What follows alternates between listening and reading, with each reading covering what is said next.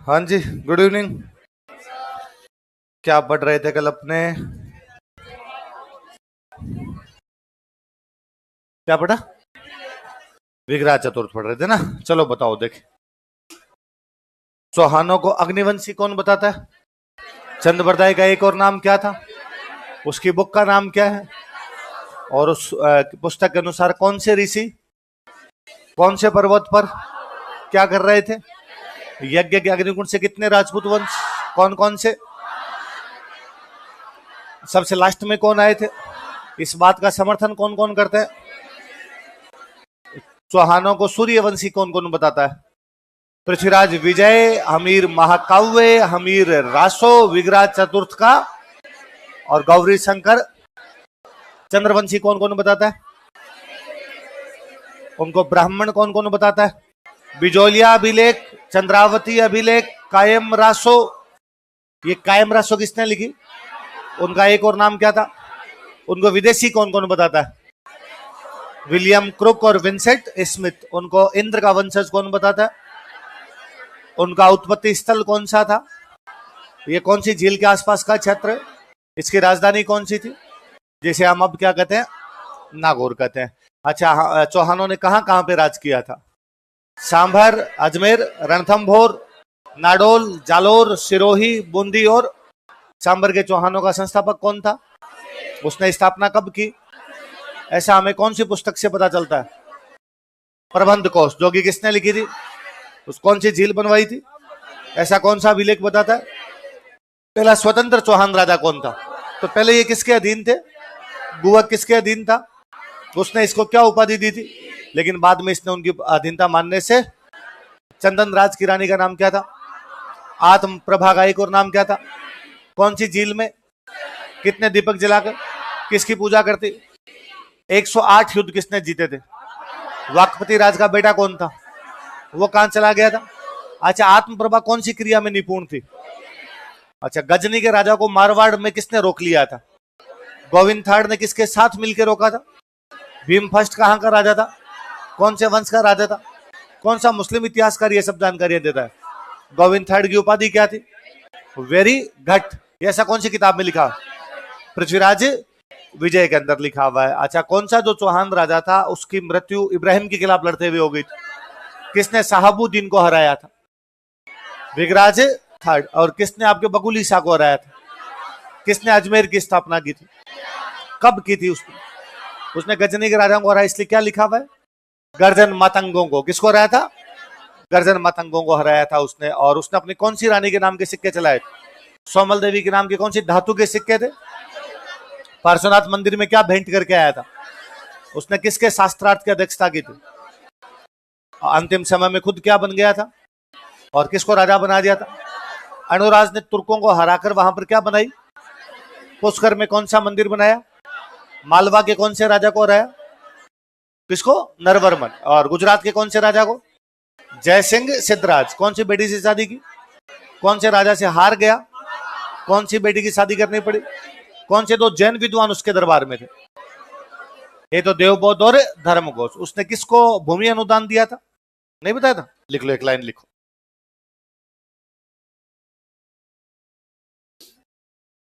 सुन लो, पहले लो। जैनों में एक संप्रदाय होता है, उसका नाम है खरतरगच्छ। क्या नाम है? श्वेतांबरों में एक लाइन और चली, उस लाइन का नाम क्या हो गया? खरतरगच्छ। जो अपनी बात पे खरे रहे, जो अपनी बात पे टिके रहे, वो खरतरगच्छ। तो एक संप्रदाय कौन सा हो गया? इस खरतरगच्छ संप्रदाय को जमीन दान में देने वाला कोई राजा था, तो कौन था? अरुणोराज। अरुणोराज में एक लाइन लिख लो। इसने खरतरगच्छ संप्रदाय को भूमि अनुदान दिया था। He gave land grant to Kharataragaccha sect. इसने खरतरगच्छ संप्रदाय को भूमि अनुदान दिया था। He gave land grant to Kharataragaccha sect. He gave land grant to Kharataragaccha sect. इसने खरतरगच्छ संप्रदाय को भूमि अनुदान दिया था। He gave land grant to Kharataragaccha sect. Kharataragaccha संप्रदाय क्या दिया था? भूमि अनुदान। फिर इसको कौन मार देता है? कौन मार देता है?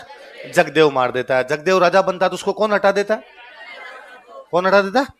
विग्रह चतुर्थ उसको हटा देता है। विग्रह चतुर्थ ने जब उसको हटा दिया, कौन कहता है कि उसका शासनकाल अजमेर के चौहानों का? कौन कहता है? गजनी के कौन से राजा को हो रहा था? खुसरो शाह। कौन सी किताब के अनुसार?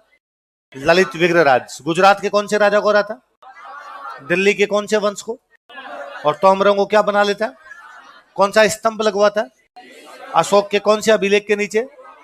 दिल्ली टोपरा। कौन से के नीचे? कौन सा शहर बसाता है? वहां पे क्या क्या बनवाता है? तालाब और शिव मंदिर। और कौन सा नाटक लिखता है? वो कौन से नाटक पर आधारित है? किरात अर्जुनियम। किरात अर्जुनियम किसने लिखा था?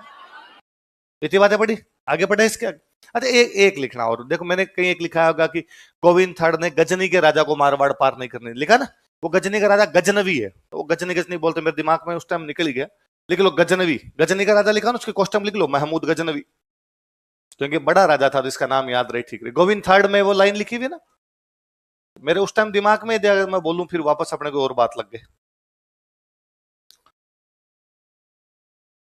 लिखा होगा गजनी के राजा को मारवाड़ पार नहीं करने दिया था, उसके क्वेश्चन लिख लो कौन राजा था, लिख लो महमूद गजनवी।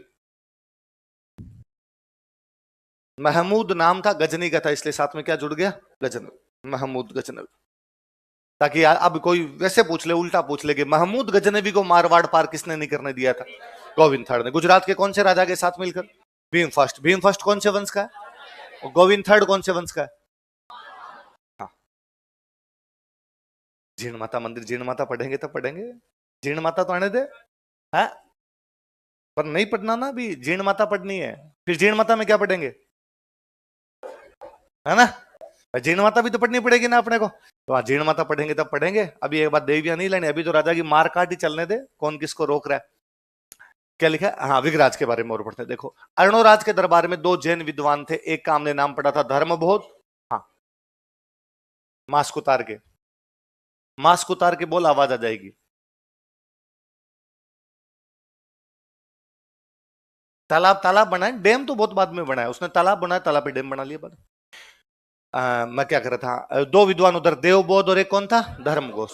तो अरुणोराज के दरबार में थे तो विग्राज के भी कंटिन्यू हो गए, बाप के दरबार में थे, बाद में इसके दरबार में भी आ गए। धर्मघोष ने विग्रहराज को कहा, देखो भाई, वैसे तुम राजा महाराजा हो, तुम्हारा खान पान अलग प्रकार का होता है, मांस मदिरा का पालन करने वाले लोग हो, मांस खाते हो तुम लोग, पर यार कभी कभी तो रेस्ट लेना चाहिए। विग्रहराज ने कहा यार ये बात तो सही है, तो उसने धर्मघोष के कहने पर एकादशी को जीव हत्या रोक बैन कर दी थी, कि 11 के दिन कोई भी मांस, 11 तो समझते हो, आज भी अपने घरों में 11 के व्रत रखे जाते हैं, 11 वाले दिन थोड़ा खान पान का ध्यान रखा जाता है। कोई पूछेगा कौन से चौहान राजा ने एकादशी के दिन जीव हत्या पर रोक लगा दी थी, किसके कहने पे? तो पूरा नाम था उसका धर्मघोष सूरी। क्या नाम था? सूरी। मेरा बताया, जिनके नाम के पीछे सूर्य लगे वो सारे कौन है? जैन। देख लो, धर्मघोष सूरी के कहने पर, on advice of Dharmaghosh Suri,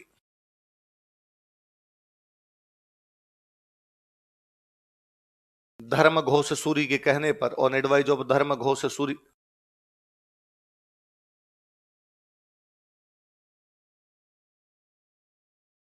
Dharmaghosh Suri के कहने पर, on advice of Dharmaghosh Suri, इसने एकादशी को जीव हत्या पर रोक लगा दी थी। He put ban on animal killing on Ekadashi. इसने एकादशी को जीव हत्या पर रोक लगा दी थी। He put ban on animal killing on Ekadashi.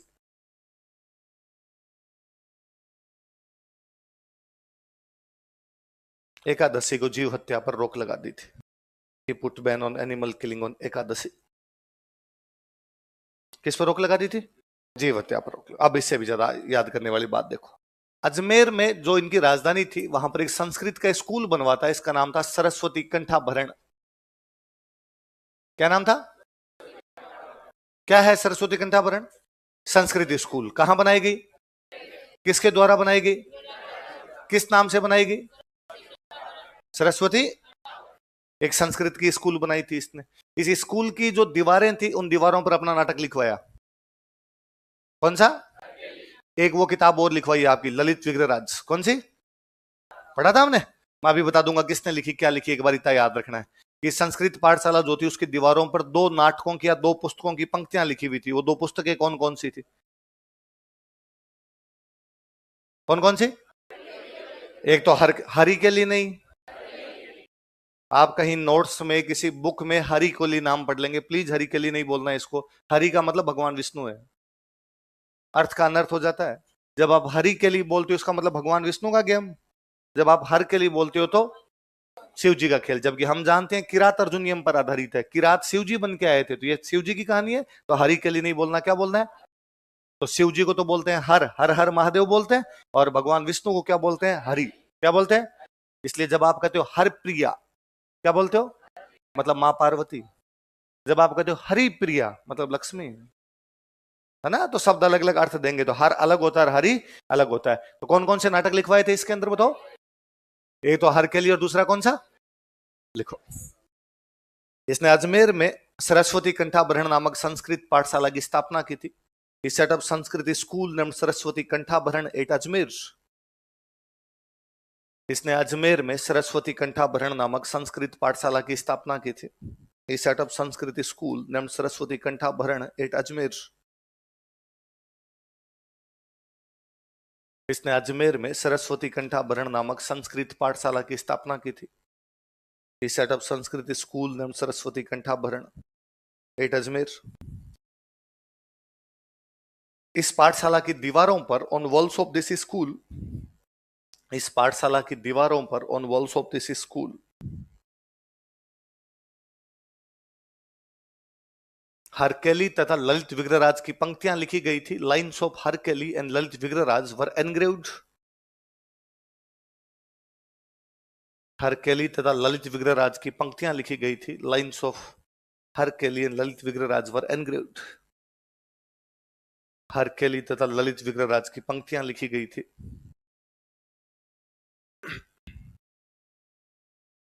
हरकेली तथा ललित विग्रहराज की पंक्तियां लिखी गई थी। कल मैं आपको बता रहा था कि अजमेर का अंतिम चौहान राजा हुआ था हरिराज। कौन हुआ था?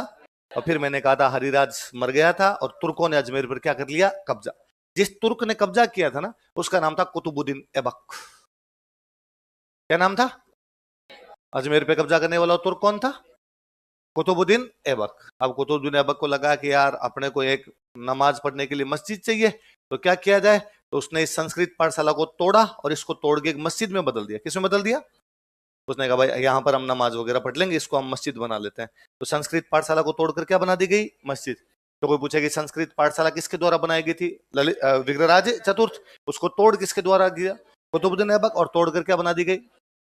वो जो मस्जिद बनी थी, उस मस्जिद के पास में एक संत रहते, उन संत का नाम था पीर पंजाब सा। संत का नाम क्या था? ऐसे संत जिनको हिंदू और मुसलमान दोनों मानते हैं, उनको हम बोल देते हैं पीर। क्या बोलते थे? हिंदुओं में जो देवता है, मुसलमानों में क्या कर दिया हमने? पीर। तो मुसलमान ने एक संत हुए, उन संत का नाम क्या था? पंजाब सा। संत बन गए इसलिए हम क्या बोलने लगे? पीर। तो नाम क्या हो गया उनका? पीर पंजाब सा। ये पीर पंजाब सा यहाँ अजमेर में इस मस्जिद के एकदम पास में रहा करते थे। इन पीर पंजाब सा का इस मस्जिद के पास में 2.5 दिन का मेला लगता था। कितने दिन का मेला लगता? मुसलमानों में मेले को बोलते हैं उर्स। क्या बोलते हैं?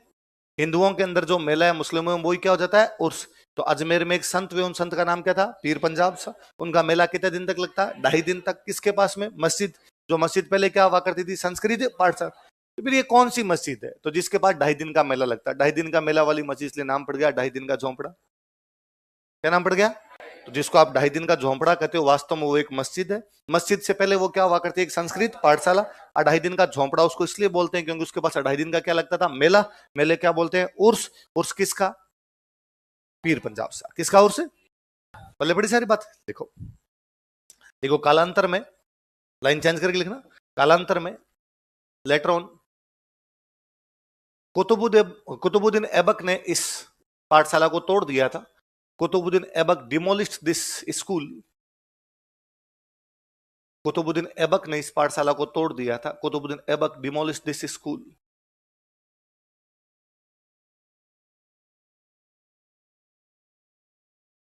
कुतुबुद्दीन ऐबक ने इस पाठशाला को तोड़ दिया था। Qutbuddin Aibak demolished this school.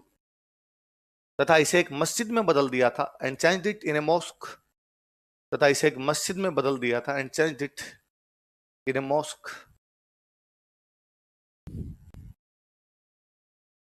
तथा इसे एक मस्जिद में बदल दिया था and changed it in a mask.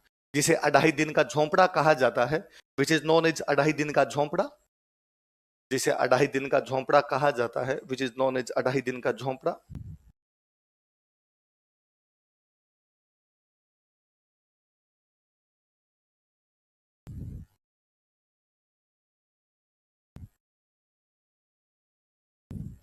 अब जब उसने इसको तोड़ा था ना, तो तोड़ने के बाद उसने अभिलेख भी लगवाया, कुतुबुद्दीन ऐबक ने पूरा अभिलेख लगवाया, अभिलेख लगवा के लिखा कि हाँ भाई हमने तोड़ा, और नाम बताए कि किस किसने मिलकर तोड़ा। तो वो फारसी भाषा का अभिलेख है। कौन सी भाषा का?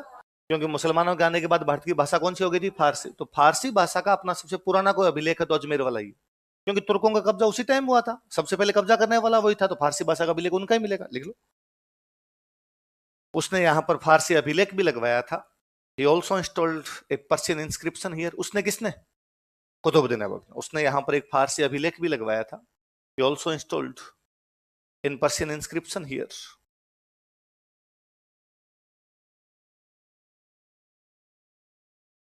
एक फारसी अभिलेख भी लगवाया था। He also installed in Persian inscription here. Question लिखो 1200 ईस्वी, 1200 AD, 1200 ईस्वी, 1200 AD। कब का अभिलेख है वो? 1200 ईस्वी का अभिलेख। अब लाइन चेंज करके लिखो, इस मस्जिद के पास नियर दिस मॉस्क पीर पंजाब सा का अढ़ाई दिन का उर्स लगता है। 2.5 days उर्स ऑफ पीर पंजाब सा इज कंडक्टेड या इज सेलिब्रेटेड। पीर पंजाब सा का अढ़ाई दिन का उर्स लगता है। 2.5 days उर्स ऑफ पीर पंजाब सा इज सेलिब्रेटेड। पीर पंजाब सा का अढ़ाई दिन का उर्स लगता है। उर्स ऑफ 2.5 days उर्स ऑफ पीर पंजाब सा इज सेलिब्रेटेड। इस लास्ट वाला लाइन को बॉक्स में बंद करो।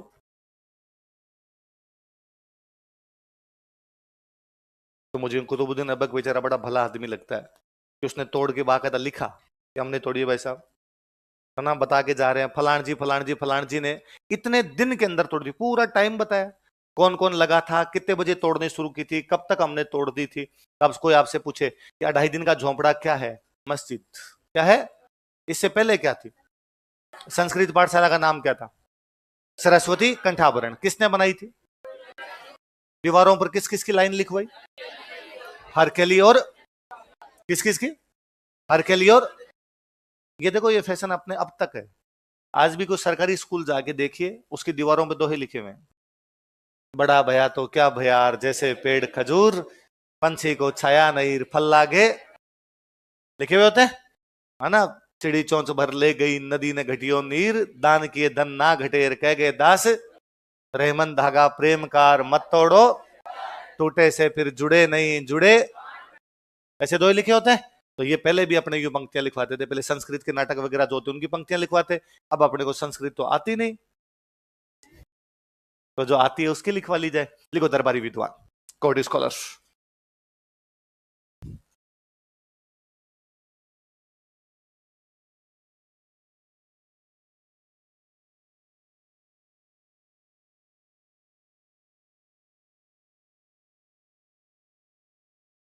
लिखो सोमदेव।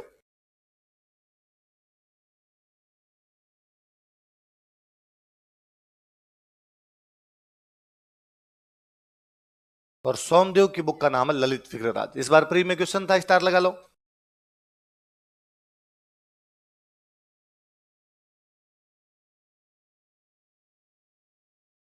सोमदेव, सोमदेव की बुक का नाम क्या है? ललित विग्रहराज। अपने ऊपर पढ़ा था कि ललित विग्रहराज के अनुसार इसने गजनी के राजा खुसरो शाह को हराया था, पढ़ रहे थे अभी, वो यही है। तो उस ललित विग्रहराज का राइटर कौन है? तो इस ललित विग्रहराज में विग्रहराज चतुर्थ और उसकी एक रानी की प्रेम कहानी है। रानी का नाम है देसल देवी। क्या नाम है? तो किस किस की प्रेम कहानी बताओ देंगे, लिख लो। इस पुस्तक में इन दिस बुक, इस पुस्तक में इन दिस बुक,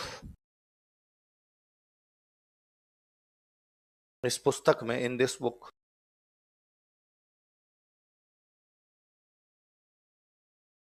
विग्रहराज चतुर्थ तथा देसल देवी की प्रेम कहानी का वर्णन है। Love story of Vigraharaj fourth and Desal Devi is mentioned, is described. Vigraharaj चतुर्थ तथा देसल देवी की प्रेम कहानी का वर्णन है। Love story of Vigraharaj fourth and Desal Devi is described. Vigraharaj चतुर्थ तथा उसकी रानी या विग्रह चतुर्थ तथा देसल देवी की प्रेम कहानी का वर्णन है। अब लिख लो उपाधियां। कौन सा नगर बसाया था? बिसलपुर, इसलिए उपाधि एक बिसल देव।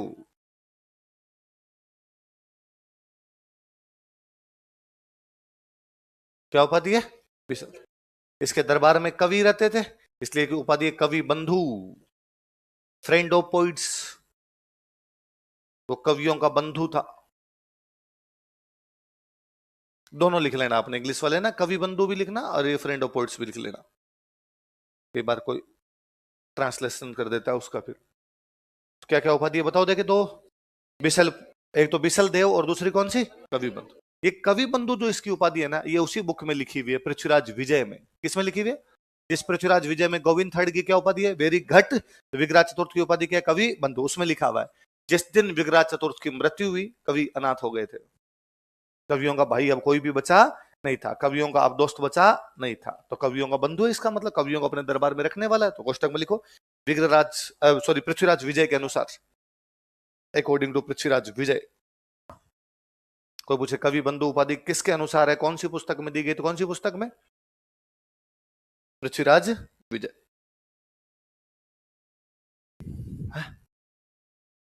रुक जा, तो इतना लोड क्यों लिया? एक राइटर हुए, एक विद्वान व्यक्ति हुए जिनका नाम है किलहॉर्न। क्या नाम था? एक यूरोपियन विद्वान है, उन यूरोपियन विद्वान का नाम क्या है? किलहॉर्न। किलहॉर्न ऐसा कहते हैं कि यदि विग्रह चतुर्थ की राजा वाली बातें छोड़ दी जाए, उसकी केवल राइटिंग स्किल देखी जाए, तो कितना अच्छा राइटर था, तो उसकी तुलना आप दो लोगों से कर सकते हैं। एक तो कालिदास से। किसे कर सकते हैं? कालिदास यार कितने बड़े संस्कृत के राइटर हुए, कभी नाम सुना? अभिज्ञान शाकुंतलम, है ना। या वो कहता है इसकी तुलना एक और बहुत अच्छे राइटर हुए, आप एंशिएंट पढ़ेंगे तब पढ़ेंगे, बहुभूति। कौन वे? तो किलहॉर्न के अनुसार विग्रह चतुर्थ की तुलना किस किस से की जा सकती है? कालिदास और, या कोई पूछेगा कालिदास और बहुभूति की तुलना कौन से चौहान राजा से की जाती है? विग्रह के साथ कालिदास और बहुभूति की तुलना कौन करता है? स्टार लगा के लिखो किलहॉर्न के अनुसार, या किलहॉर्न ने, ये लिखो किलहॉर्न ने, किलहॉर्न ने विग्रह चतुर्थ की तुलना कालिदास तथा बहुभूति से की थी। किलहॉर्न कंपेयर्ड विग्रह फोर्थ, कंपेयर्ड विग्रह फोर्थ तो कालिदास एंड बहुभूति। विग्रह किलहॉर्न ने विग्रह चतुर्थ की तुलना कालिदास तथा बहुभूति से की थी।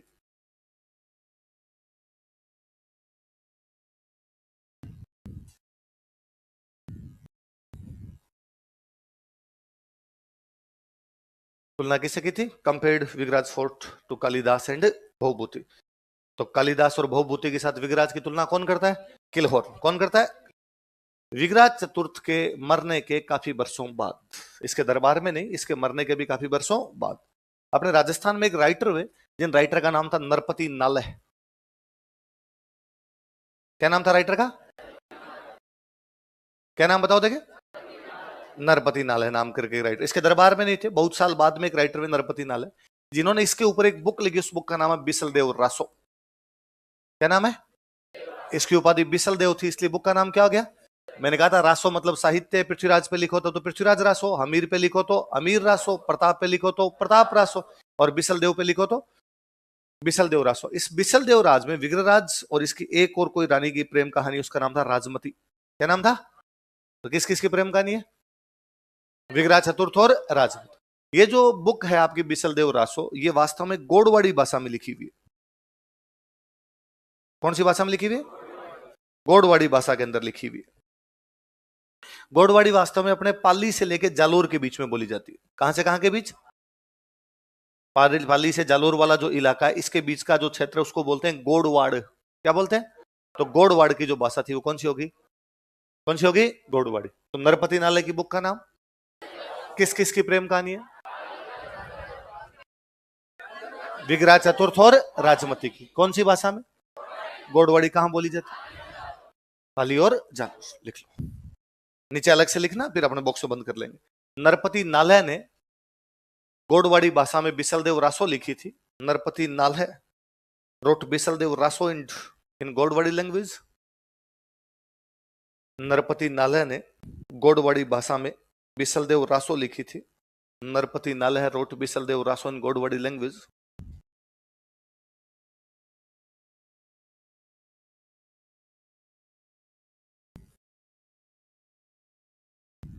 इसमें विगराज चतुर्थ तथा राजमती की प्रेम कहानी का वर्णन है. Love story of Vigraj fourth and Rajmati is mentioned in it. इसमें विगराज चतुर्थ तथा राजमती की प्रेम कहानी का वर्णन है. Love story of Vigraj fourth and Rajmati is mentioned in it.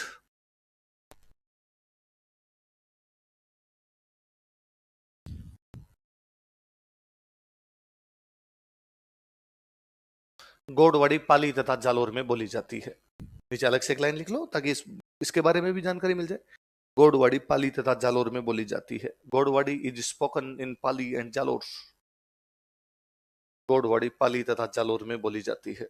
Godwadi is spoken in Pali and Jalore. जब हम लिखते हैं तब कहते हैं भाषा, जब बोलते हैं तो बोली. आप बुक लिख रहे हो, भाषा है. बोलेंगे तो बोली. इंग्लिश भाषा है या बोली. ठीक है. तो नरपति नाले की बुक का नाम क्या है? बिसलदेव. दरबार में नहीं था ये, बिसलदेव के दरबार में नहीं था. बहुत वर्षों बाद में इसने ये बुक लिखी थी, पर बिसलदेव को केंद्रित करके बुक लिखी गई, इसलिए हमने यहां पर पढ़ ली. बॉक्स में बंद कर दो अलग से इसको. कौन सी भाषा के अंदर लिखी हुई है? गोडवाड़ी, जो कि कहां बोली जाती है? पाली और जालोर. आप किसी शेखावटी वाले से बात करेंगे तो ऐसे बोलेगा कि खास्यूं, पिस्यूं, करस्यूं, जास्यूं, है ना. नागौर का ये बोलेगा. आप किसी, हाँ ऐसे नागौर, नागौर वाला ये इधर सिकर के टच वाला भाग आगे नागौर वाले ऐसे बोलेंगे खास्यूं, पिस्यूं, करस्यूं, जास्यूं. है तो क्या बोलते हैं अभी बताओ. पर आप किसी गोडवाड़ वाले से मिलेंगे तो वो बोलेगा खादो पो, किदो पो, पीदो पो. कोई पो लगा लगा के बोल रहा है पीछे, इसका मतलब वो कौन से क्षेत्र का है? गोडवाड़. कौन से क्षेत्र का है? पानी पी दो पोन, रोटी खादी पीन, दाल पीदी पीन, चा पीदी पीन, पो पा पी पी, ऐसा कुछ भी हो रहा है. इसका मतलब बंदा कौन से इलाके का है? गोडवाड़ का, है ना. तो उस गोडवाड़ी भाषा में कौन सी बुक है? बिसलदेव रासो. किसने लिखी थी? उसमें किसकी प्रेम कहानी है? विग्रहराज और राज. याद रह जाएगी बात. चलो अब अगला राजा पढ़ते हैं. अगला राजा लिखो अपर गांगे.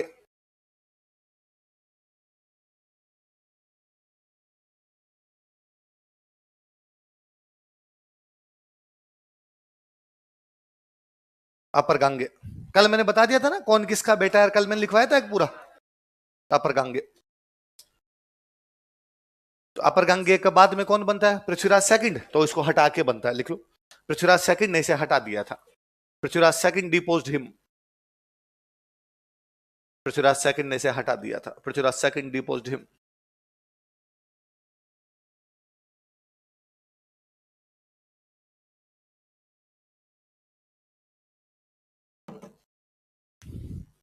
अगला राजा लिख लो पृथ्वीराज सेकंड.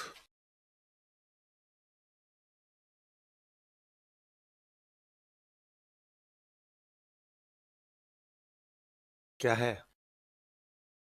हा? क्या हो गया? हा? पोपा पीपा, इससे बाहर नहीं आए तुम अभी. अभी तक पोपा में ही चल रहे हो. पृथ्वीराज सेकंड का 1167 ईस्वी का हमें एक अभिलेख मिलता है. उस अभिलेख का नाम है हांसी अभिलेख. कौन सा अभिलेख है?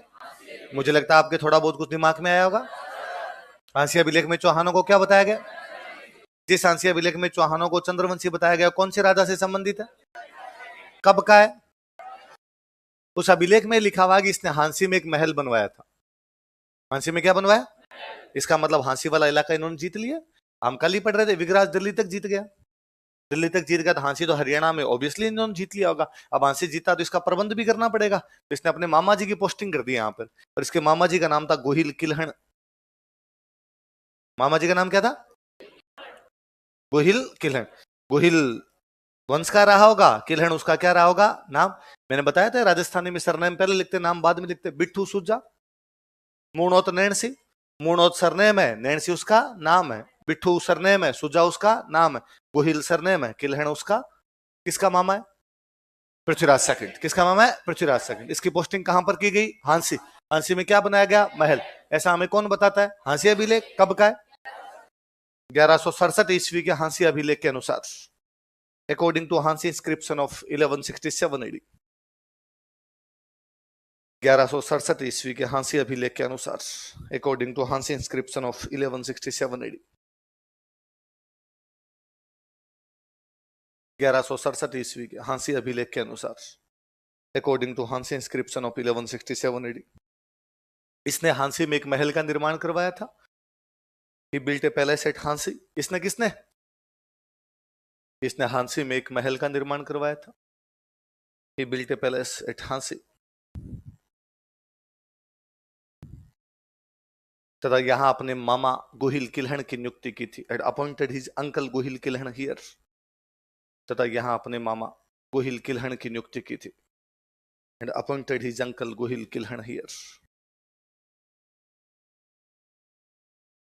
तथा यहां अपने मामा गोहिल किल्हण की नियुक्ति की थी। And appointed his uncle Gohil Kilhan here. एक 1168 का एक अभिलेख और मिलता है अपने को। भीलवाड़ा के अंदर एक गांव, उस गांव का नाम है धोड़। कौन सा गांव है? कहां पर पड़ता है? तो वहां से एक धोड़ अभिलेख मिला है। एक मंदिर से मिला है, शिव जी का मंदिर है, पर उस मंदिर को हम बोलते हैं रूठी रानी का मंदिर। क्या बोलते हैं? संभवतः किसी रानी ने बनाया, अगर बाद में नाराज हो गई तो लोगों ने उसका नाम ही दे दिया। भाई कौन सी रानी का मंदिर है जो नाराज हो गई थी, इसलिए नाम ही क्या पड़ गया उसका? तो धोड़ में कौन सा मंदिर है? तो शिव जी का मंदिर है, रूठी रानी टेम्पल है। वहां से एक अभिलेख मिला है, उसमें रानी का नाम है बाकायदा। रानी का नाम है सुहाव देवी। रानी का नाम क्या है? इसका मतलब सुहाव देवी नाम करके रानी है। उसने यहाँ पर मंदिर बनवाया। मंदिर बनवाया तो उसने कुछ बातें भी लिखवाई है, और वो ये बात लिखवाती है कि मेरे पति को उसका राज्य उसके पिता ने नहीं दिया था, बल्कि उसने अपने बाहुबल से प्राप्त किया था। कैसे प्राप्त किया था? बात भी सच्ची है। पृथ्वीराज सेकंड को अपने पिता से राज्य प्राप्त नहीं हुआ। पिता तो उसका जगदेव था। जगदेव को जो विग्रह चतुर्थ हटा गया था, विग्रह चतुर्थ के बाद बन गया तो उसका बेटा अपर गांगे, पर वो अपर गांगे को हरा के पृथ्वीराज सेकंड जीतता है, तो बाहुबली हो गया, अपनी ताकत से प्राप्त किया। तो कहते भाई मेरे बड़ा कमजोर आदमी नहीं है, और उसने अपनी ताकत से अपना राज्य प्राप्त किया। कोई बपोती नहीं मिली, बाप छोड़ के चला गया, ताकत से उसने किया। उस रानी का नाम क्या है? किसकी रानी रही होगी? पृथ्वीराज। कई साल तक सुहाती होगी, बाद में सुहानी बंद हो गई होगी, तो नाराज हो गई होगी। नाराज होगी तो नाम क्या पड़ गया होगा? रूठी रानी। इसलिए मंदिर का नाम भी क्या हो गया? लिखो। 1168 ईस्वी के रूठी रानी मंदिर के धोड़ अभिलेख के अनुसार, 1168 ईस्वी के रूठी रानी मंदिर के धोड़ अभिलेख के अनुसार, अकॉर्डिंग टू धोड़ इंस्क्रिप्शन ऑफ रूठी रानी टेम्पल ऑफ 1168 एडी, धोड़ भीलवाड़ा में जगह। 1168 ईस्वी के रूठी रानी मंदिर के धोड़ अभिलेख के अनुसार, अकॉर्डिंग टू धोड़ इंस्क्रिप्शन ऑफ रूठी रानी टेम्पल ऑफ 1168 एडी, रूठी रानी मंदिर के धोड़ अभिलेख के अनुसार, इसने अपना राज्य बाहुबल से प्राप्त किया था। He got his state by power. इसने अपना राज्य बाहुबल से प्राप्त किया था। He got his state by power. इसने अपना राज्य बाहुबल से प्राप्त किया था। He got his state by power.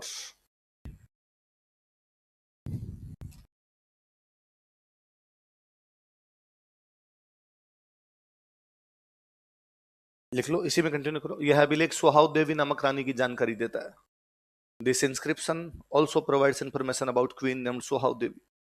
यह अभिलेख सुहाव देवी नामक रानी की जानकारी देता है। This inscription also provides information about queen named Suhav Devi. यह अभिलेख सुहाव देवी नामक रानी की जानकारी देता है।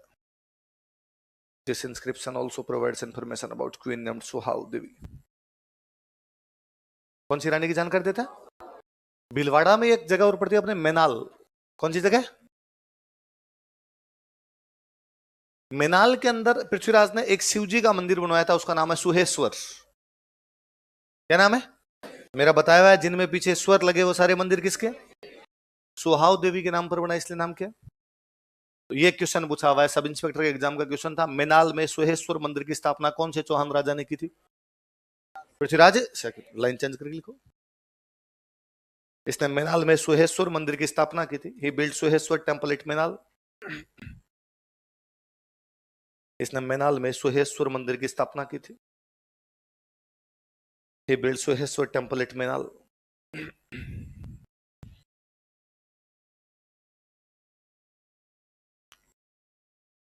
मेनाल में सुहेश्वर मंदिर की स्थापना की थी।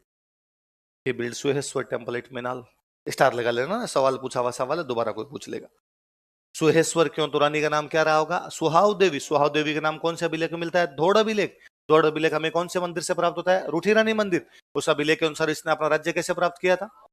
इसका एक और अभिलेख हमें कहां से मिलता है? हांसी। हांसी अभिलेख में चौहानों को क्या बताया गया है? चंद्रवंशी। उसके अनुसार इसने हांसी में क्या बनवाया था? महल। और वहां किसकी नियुक्ति की थी? अपने मामा जी की। मामा जी का नाम क्या था? गोहिल किल है। क्या नाम था? याद रह जाएगी बात। चलो अगला राजा पढ़ो, लिखो सोमेश्वर।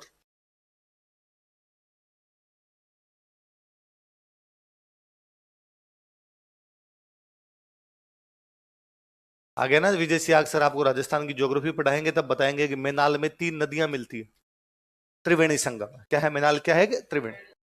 3 नदियां आके मिलती है, 3 नाले आके मिलते हैं। महानाल। कौन सी जगह? जहां 3 नाले मिल रहे हो, तो 3 नाले बड़े नाले हो गए। बड़ा नाले को क्या बोल सकते हो? महानाल। महानाल, महानाल, महानाल, महानाल, महानाल, महानाल, मेनाल। मेनाल नहीं है, वास्तव में नाम क्या है? हम आगे जब मंदिर पढ़ेंगे तब पढ़ेंगे। यहां पर मंदिर है, मंदिर का नाम है महानालेश्वर। क्या नाम है? महानाल में शिव जी का मंदिर बनवाया, इसलिए क्या नाम रख दिया? महानाल। फिर महानाल महानाल महानाल करते करते हम ही क्या कर गए उसको? भाषाएं टूटती रहती है, टूटती भाषाओं के नाम अलग होते रहते हैं, तो होते होते आजकल हम क्या बोलते हैं? मेनाल। पर किसी टाइम उसका नाम क्या रहा होगा? महानाल। महानाल क्यों रहा होगा? कितने नाले आके मिलते हैं? हो सकता है कल को समय के चक्र में ये नदियां रास्ते बदल ले और मेनाल में ना मिले। हो सकता है कल को समय का फेर ऐसा है, बरसात कम हो और ये नदियां बहनी ही बंद हो जाए, या कम से कम मेनाल में आके 3 ना मिले, या 3 में से 2 ही मिले। हम कहते हैं किसी टाइम इलाहाबाद में 3 नदियां मिलती थी, गंगा, यमुना, सरस्वती। अब सरस्वती नहीं मिल रही, अब केवल गंगा और यमुना मिल रही है वहां पर, है ना। जहां नदियां मिलती है उस जगह को बोलते हैं प्रयाग। क्या बोलते हैं? गंगा, यमुना, सरस्वती हमारी सबसे महान नदियां मिलती, इसलिए उसका नाम क्या? प्रयागराज। वो प्रयागों का भी क्या है? छोटा मोटा प्रयाग नहीं है वैसा। वहां पर हमारी कौन कौन सी मिलती? गंगा, यमुना, सरस्वती। पर अब सरस्वती मिलनी क्या हो गई? बंद। यहां पर भी हो सकता है कि अब 3 नदियां मिल रही है, 3 नाली बंद हो जाए, 2 आ जाए। पर फिर भी ये नाम हमेशा याद दिलाएगा हमें कि यहाँ पर कभी बड़े नाले मिलते होंगे, इसलिए इसका नाम महानाल था। महानाल टूटते टूटते क्या होगा? बात समझे? तो नाम के पीछे लॉजिक है, बिना लॉजिक के कोई भी नाम। मैंने दिन पहले आपको बताया था कि आप कभी इधर बीकानेर साइड के अंदर जाएंगे तो आपको गांव के नाम के पीछे मिलेंगे सर। एक दिन हम बात कर रहे थे, है ना, गांव गांव के नाम, कोडम दे सर, लूणकरण सर, ऐसे नाम मिल रहे थे अपने को। मैंने बताया था सर का मतलब होता है तालाब, सर का मतलब सरोवर, सरोवर का मतलब तालाब। जिसने तालाब बनाया उसके नाम पर हमने गांव का नाम रख दिया। कोडम दे ने तालाब बनाया, लूणकरण ने तालाब बनवाया। इसका मतलब हमारे जीवन में पानी का कितना अधिक महत्व था कि हमने कहा कि गांव का नाम उस आदमी के नाम पर हो जिसने किसकी व्यवस्था की, किसने जीता, किसने बसाया, ये कोई जरूरी नहीं है। पानी कौन लाया था भाई साहब? यहां पानी कोडम दे लाई थी, तो आज के बाद गांव का नाम क्या है? यहां पानी लूणकरण लाया था, तो गांव का नाम क्या है? लूणकरण सर, है ना। इसलिए आपको पश्चिमी राजस्थान के अंदर जगह जगह आपको तालाब मिलेंगे, है ना। एक बुक का एक आंकड़ा है कि राजस्थान में कितने तालाब है, कि गांव गिन लो इंटू 3 कर दो। राजस्थान में कितने तालाब है, गांव गिन लो इंटू, हर गांव में 3 तालाब तो कम से कम है। ज्यादा हो सकता है किसी में 10 हो, पर किसी में 2 हो, किसी में 5 हो, किसी में 1 हो, या किसी में ना हो, या किसी 2 गांव के अंदर 1 हो। पर मोटा मोटा भी अनुमान लगाओ तो कितने हो सकते हैं? 3 तो हो सकते हैं। इसलिए बड़कों ने इन बातों का कितना ध्यान रखा कि हर जगह उन्होंने पानी की व्यवस्था सबसे पहले की। वरना कभी यूं सोचने वाली बात है कि आज भी अपने बरसात कम ही हो रही है, पश्चिमी राजस्थान में पहले भी ये बरसात कम ही होती थी। आज तो ठीक है, साधन दूसरे हो गए, नहर आ गई, उसे आप पानी लेके आ गए। जब ये नहर वगैरह का साधन नहीं था, लोग कैसे रहा करते होंगे? और इंटेलिजेंट लोग थे, वो तालाब बनाना जानते। क्या बनाना जानते? और तालाब बनाना एक गांव के लिए पूरे उल्लास की बात थी, कि तालाब बनाना पूरे गांव की एक सामूहिक गतिविधि हुआ करती। तालाब बनाने के लिए बाकायदा मुहूर्त देखते, नक्षत्र देखते, यूं नहीं कभी गैर जाके तालाब बना लिया।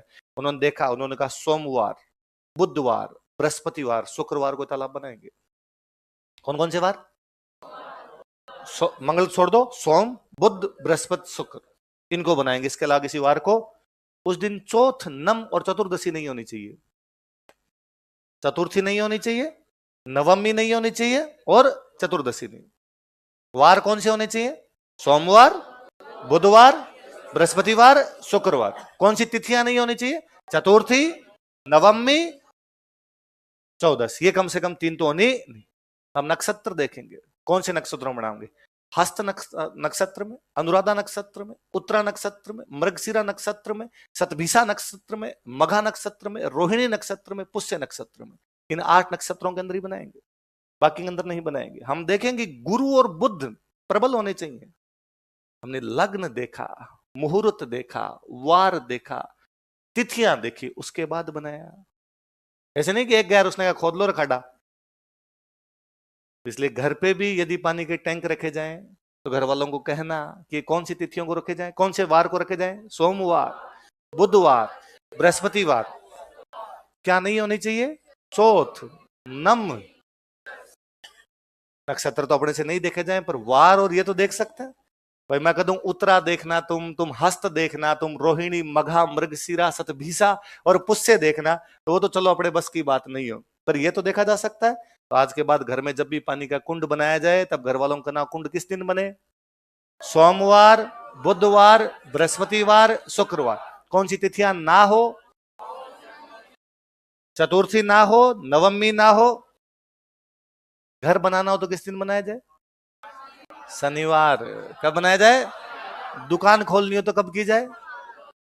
बुधवार। कब की जाए? थावर कीजिए, थरपणान बुध कीजिए।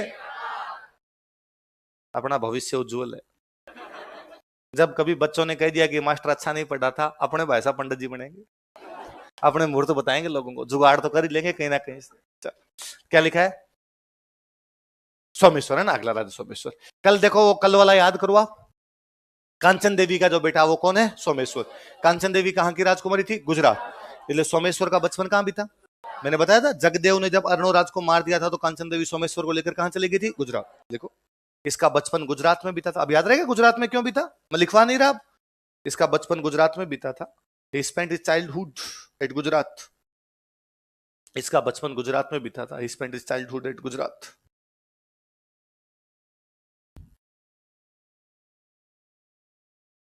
अच्छा, कांचन देवी किसकी बेटी थी? जयसिंह सिद्धराज। जयसिंह सिद्धराज के बाद वहां राजा कौन बन गया था? कुमारपाल। कौन बन गया था? कुमारपाल कहां का राजा है? गुजरात। उधर गुजरात से आगे महाराष्ट्र की साइड में जो गोवा की तरफ वाला तट लगता है, उस तट को बोलते हैं कोंकण। क्या बोलते हैं? और वहां कोंकण में एक राजा था, उस राजा का नाम था मल्लिकार्जुन। क्या नाम था? मलाइका और अर्जुन।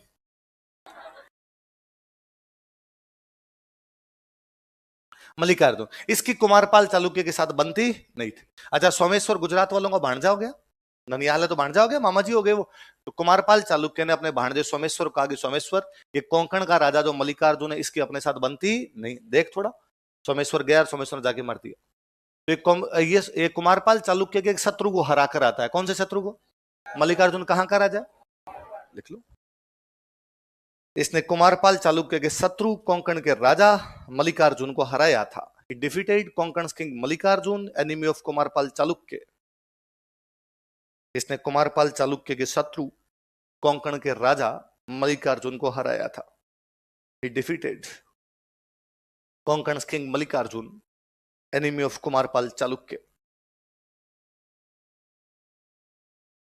अभी राजा बना थोड़ी दिया हमने, अभी बचपन ही बीत रहा है उधर। क्या लिखा? इसने कुमारपाल चालुक्य के शत्रु कोंकण के राजा मल्लिकार्जुन को हराया था। He defeated Konkan's king Mallikarjun, enemy of Kumarpal Chalukya. बातें इधर उधर फैलने लगी यार, गुजरात वालों का भांजा बड़ा गजब लड़का है और वो गया कोंकण के राजा को मार के ही आ गया। ये बात पता चली एक राजा को, उस राजा का नाम था अचल राज कलचुरी। क्या नाम था? क्या नाम था राजा का? अचल राज कलचुरी। मध्य प्रदेश में एक जगह पड़ती है त्रिपुरी। कौन सी जगह पड़ती है? जबलपुर। नाम सुना? जबलपुर। जबलपुर के पास में एक जगह पड़ती है त्रिपुरी। त्रिपुरी का जो राजा, उस राजा का नाम क्या है? अचलराज कलचुरी। इसको पता चला कि सोमेश्वर जो कि गुजरात वालों का भांजा है, बड़ा शक्तिशाली है, तो इसने अपनी राजकुमारी की शादी सोमेश्वर के साथ। उसको लगा ठीक है यार, प्री तो पास हो गया, मेंस की तैयारी कर ही रहा है बंदा, तो कर ही देते हैं। तो सोमेश्वर की शादी बाद में कर्पूरी देवी के साथ की गई। किसके साथ की गई? कर्पूरी देवी। किसकी राजकुमारी थी? लिखो, रानी कर्पूरी देवी। रानी कर्पूरी देवी।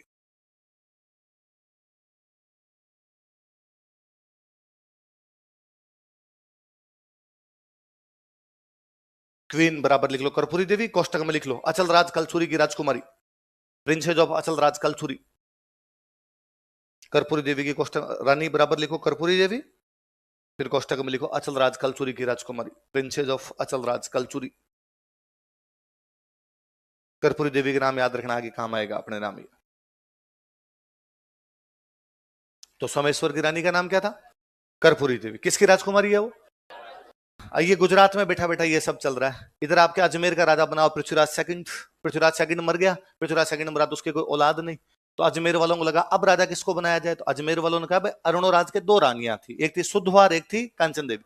सुधवा के बेटे राजा बने जगदेव और विग्राज चतुर्थ, पर कांचन देवी तो गुजरात चली गई, और कांचन देवी का बेटा सोमेश्वर, और वो शक्तिशाली भी है, तो क्यों ना अपने सोमेश्वर को बुला के लाए और उसको यहाँ पर क्या बना दे, राजा। सोमेश्वर के पास गए गुजरात, और उसको जाके कहा कि सोमेश्वर तू चौहान है, इन चालुक्यों के पास में कहाँ बैठा है, ननियाल में कितने दिन तक रहते हैं भाई साहब, चल वापस चल अजमेर का राजा बन। ये अजमेर आया, इसने अजमेर आते के आगे स्वागत करो हमारा। तो इसने खुद की और अपने पिताजी की मूर्तियां बनाई अजमेर में। पिताजी का नाम क्या था? अरुणराज। क्या नाम था? देख लो, अजमेर में अपने पिता अरुणराज तथा अपनी मूर्तियां लगवाई, installed statues of his father Arunraj and himself.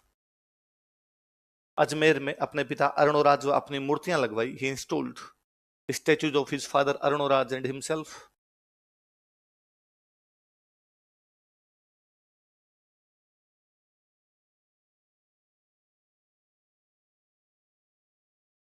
अपने पिता अरुणराज तथा अपनी मूर्तियां लगवाई। फिर अजमेर में इसने एक मंदिर बनवाया वैद्यनाथ, याद आया कुछ?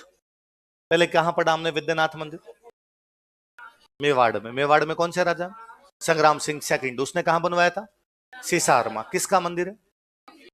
किसका मंदिर है? शिव जी। तो इसने अजमेर में वैद्यनाथ मंदिर बनवाया था, हालांकि शिव जी का मंदिर था, पर मूर्तियां तीनों ही लगवाई थी, ब्रह्मा विष्णु। लिख लो, अजमेर में वैद्यनाथ मंदिर का निर्माण करवाया था। he built Vaidyanath temple at Ajmer. Ajmer में वैद्यनाथ मंदिर का निर्माण करवाया था, he built Vaidyanath temple at Ajmer. Ajmer में वैद्यनाथ मंदिर का निर्माण करवाया था, he built Vaidyanath temple at Ajmer. Vaidyanath भगवान शिव जी को कहते हैं। वैद्यनाथ मंदिर का निर्माण करवाया था, he built Vaidyanath temple at Ajmer. ठीक है, कौन से मंदिर का निर्माण करवाया? वैद्यनाथ। कहां पर? देखो, हम कल से एक बात पढ़ रहे हैं बार बार, बिजोलिया अभिलेख पढ़ रहे हैं, बड़ा इंपॉर्टेंट अभिलेख है वो। बिजोलिया अभिलेख इसी के टाइम में लगाया गया था, लिख लो। इसी के शासन काल में बिजोलिया अभिलेख लगाया गया था। Bijolia inscription was installed during his regime. इसी के शासन काल में बिजोलिया अभिलेख लगाया गया था। Bijolia inscription was installed during his regime.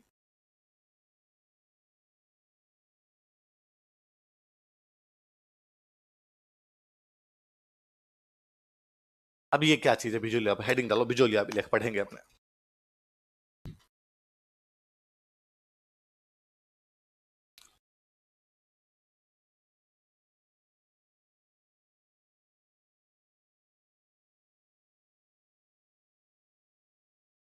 अब इधर थोड़ा ध्यान से देखना ना, 1170 ईस्वी का अभिलेख है।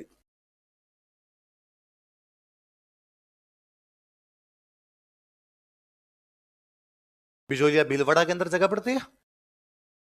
कौन से ईस्वी का अभिलेख है? 1170 ईस्वी का। कौन से चौहान राजा के समय लगाया गया? सोमेश्वर। कौन से चौहान राजा के? सोमेश्वर। है ना, ये सवाल पूछा हुआ, बिजोलिया अभिलेख कौन से चौहान राजा के समय लगाया गया था? कौन से? अब इधर देखना ये बिजोलिया में एक मंदिर है पार्श्वनाथ। कौन सा मंदिर है? उस मंदिर में लगा हुआ। तो कोई पूछ ले बिजोलिया अभिलेख कौन से मंदिर में लगा हुआ है? पार्श्वनाथ। पार्श्वनाथ नाम से बताओ दे किसका मंदिर रहा होगा? जैनों का। तो किसने लगवाया? तो जैन ही लगवाएंगे। तो एक जैन है, दिगंबर है वो। जैनों में दो ब्रांच होती है, दिगंबर और श्वेतांबर। वो दिगंबर जैन और उसका नाम है लोलाक। क्या नाम है उनका? तो कोई पूछे कि बिजोलिया अभिलेख कौन से मंदिर में लगा हुआ है? कौन से मंदिर में? किसने लगवाया? दिगंबर जैन लोलाक, इन्होंने वहां पर कोई एक कुंड बनवाया। क्या बनवाया? पानी का टैंक बनवाया। कुछ भी बनवाते उनके बाहर अभिलेख लगवाते, तो बाहर वो अभिलेख लगा दिया गया। क्योंकि चौहानों के शासनकाल में लगाया गया इसलिए थोड़ी जानकारियां चौहानों की है, जैनों ने लगवाया इसलिए थोड़ी जानकारियां किसकी है? जैनों की। बिजोलिया में लगा इसलिए थोड़ी जानकारियां बिजोलिया के आसपास की। तो खूब सारी जानकारियां इस अभिलेख में। तो बिजोलिया अभिलेख कब का है? कौन से मंदिर में? किसने लगवाया? अब देखो इधर तीन बातें देखते हैं अपने। इसकी जो रचना करने वाले थे, जो इसके रचयिता थे, उनका नाम था गुणभद्र। क्या नाम था? गुणभद्र। इसका जो लेखक है उसका नाम है केशव। क्या नाम है? केशव। इसका जो उत्कीर्णक है उसका नाम है गोविंद। क्या नाम है? मैं अभी अर्थ बताऊंगा इनके क्या क्या होते हैं, एक बार अपने इतना देखो। इसका रचयिता कौन है? कौन है? गुणभद्र। इसका लेखक कौन है? इसका उत्कीर्णक कौन है? सिंपल। आपके पास नोट्स है? मैं इनका रचनाकार हूं।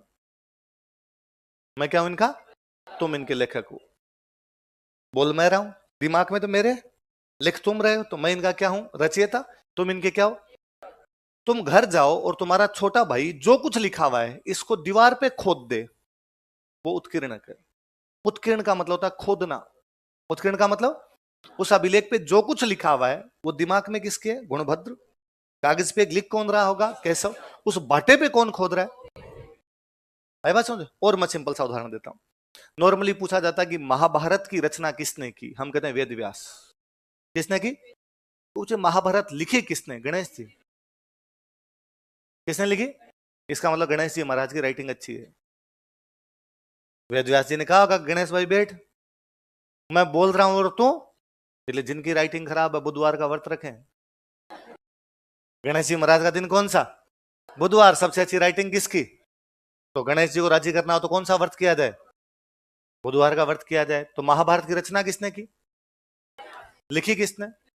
आपके नोट्स की रचना किसने की? लिखे किसने? आपका भाई खोद दे तो वो क्या हो जाए? बिजोलिया अभिलेख का रचनाकार, लेखक। उत्कीर्णक कौन है? ये सब करवा कौन रहा है? दिगंबर जैन लोलाक। पैसे कौन दे रहा है इसके लिए? दिगंबर जैन। कौन से मंदिर में? किस साल? कौन से राजा के शासनकाल में? कौन से राजा के? देखो,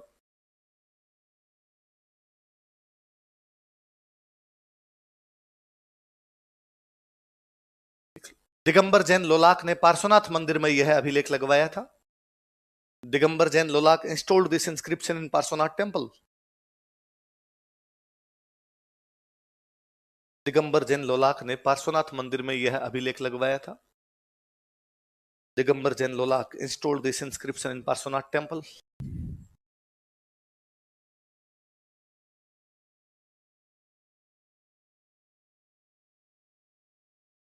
अब तीन लिख लो। रचयिता, इंग्लिश में लिखना कंपोजर, कंपोज करने वाला बंदा ना, कंपोजर।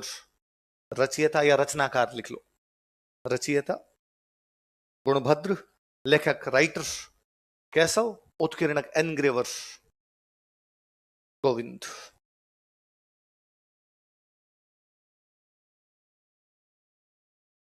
कंपोजर कौन है? गुणभद्र। राइटर कौन है? केशव। एनग्रेवर कौन है? लगवाया किसने था? दिगंबर जैन लोला। कहां लगवाया था? पार्श्वनाथ मंदिर, जो कि कहां पर है? बिजोलिया। जो कि किसके शासनकाल में लगाया गया? जो कि कब लगाया गया? सारी बात याद हो जाएगी। अब लिखो, इस अभिलेख से निम्नलिखित जानकारियां प्राप्त होती है। This inscription provides above information या फॉलोइंग इंफॉर्मेशन। इस अभिलेख से निम्नलिखित जानकारियां प्राप्त होती है। This inscription provides following information या अबव इंफॉर्मेशन।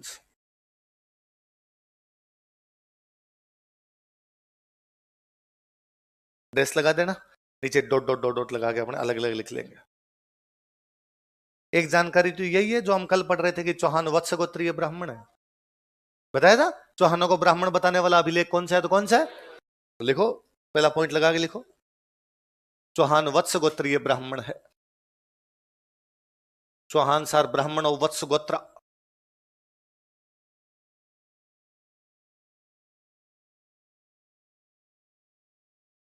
चौहान वत्स गोत्रीय ब्राह्मण है। चौहान सर ब्राह्मणों वत्स गोत्र। तो चौहानों को वत्स गोत्रीय ब्राह्मण कौन सा अभिलेख बताता है? दूसरा पॉइंट लिखो। वासुदेव ने सांबर झील का निर्माण करवाया था। लिखवा चुका हूं मैं, वापस लिख लो, कोई नहीं। वासुदेव ने सांबर झील का निर्माण करवाया था। Vasudev built lake Sambhar. वासुदेव कौन था, पढ़ चुके हम, चौहान राजा। वासुदेव ने सांबर झील का निर्माण करवाया था। Vasudev built lake Sambhar. अगला लिखो। विग्रहराज चतुर्थ ने दिल्ली पर अधिकार किया था। विग्रहराज फोर्थ कैप्चर्ड दिल्ली, कल बताया था, दिल्ली के तोमरों को हराया। तो ये जानकारी भी हमें कौन सा अभिलेख देता है? बिजोली। विग्रहराज चतुर्थ ने दिल्ली पर अधिकार किया था। Vigraharaj fourth captured Delhi.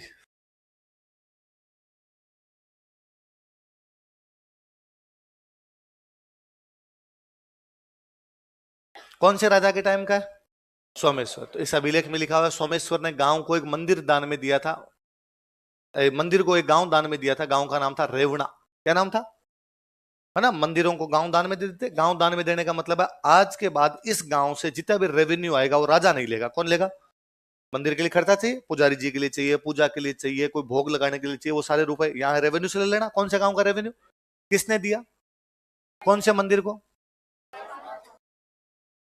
सोमेश्वर ने पार्श्वनाथ मंदिर को रेवणा नामक गांव दान में दिया था।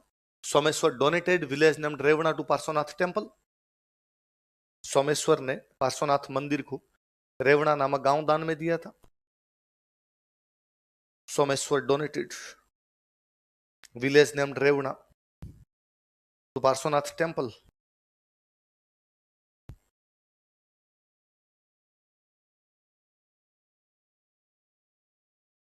सोमेश्वर की एक उपाधि दी हुई है इसमें, प्रताप लंकेश्वर। क्या उपाधि दी हुई है? तो सोमेश्वर की उपाधि क्या है? प्रताप लंकेश्वर। कौन से अभिलेख के अनुसार? लिख लो, इसी में अगला पॉइंट लिख लो। सोमेश्वर की उपाधि बराबर प्रताप लंकेश्वर। Title of Someshwar Pratap Lankeshwar.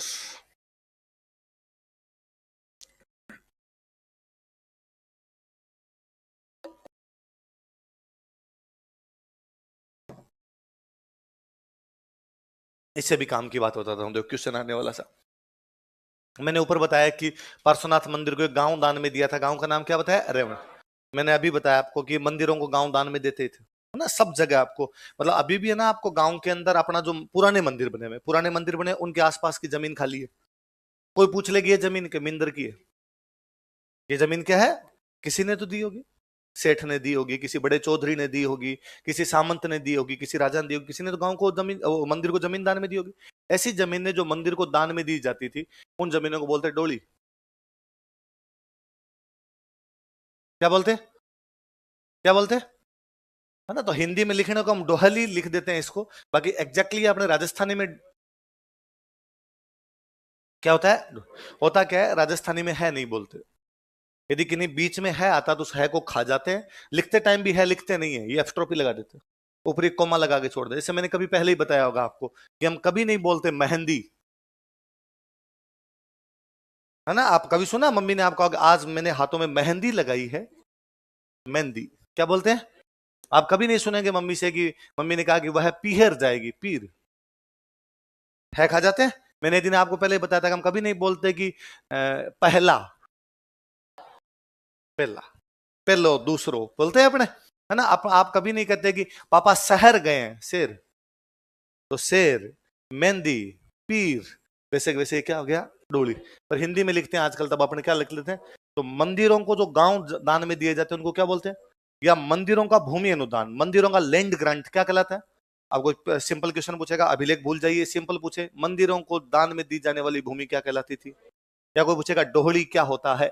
एक प्रकार का कर, मंदिर को दी जाने वाली भूमि, ग्रासिया महिला के नाक का एक आभूषण, भीलों का करने का खेती का तरीका क्या है? लिखो, अगला पॉइंट लिखो।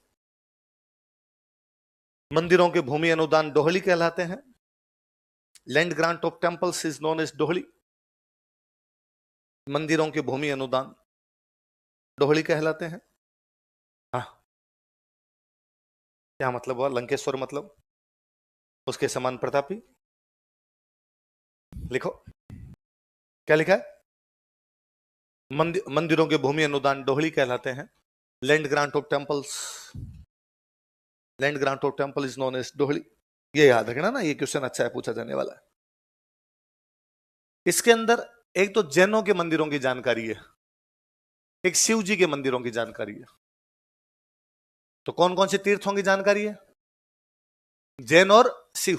कौन कौन से? जैन और शैव तीर्थों की जानकारी मिलती है इसके अंदर। लिख लो, अगला लिखो। यह अभिलेख जैन तथा शैव तीर्थों की जानकारी देता है। इसी में अगला पॉइंट लिखो, this inscription provides information about Jain and शैव पिलग्रिम्स।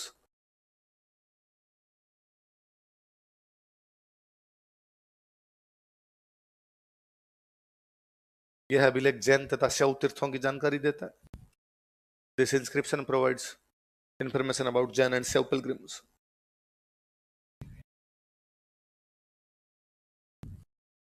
अब वापस सुनो, जैनों के मंदिर में तो जैनों की जानकारी है। चौहान शिव जी के भक्त हैं। चौहान किसके भक्त हैं?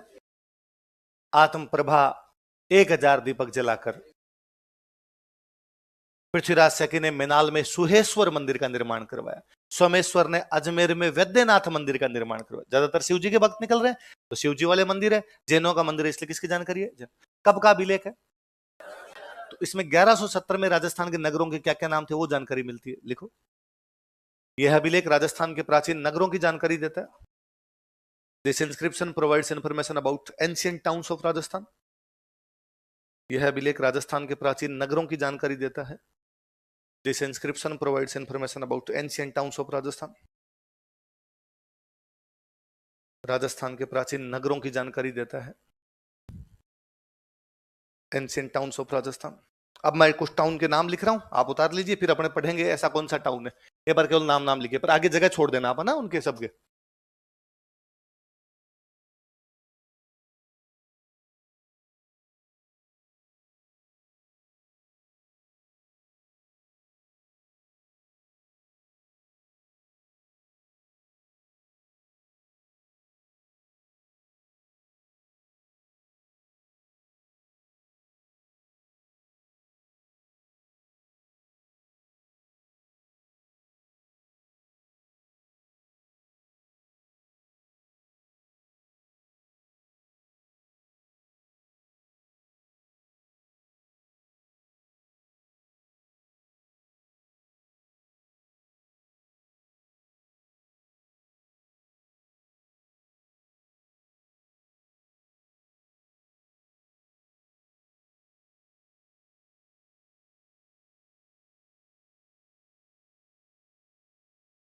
मेरे इधर नीचे जगह नहीं बची, इसलिए लिख रहा हूं। आप नीचे लिखना, वरना आगे आपको वो जगह नहीं मिलेगी, कहां लिखोगे?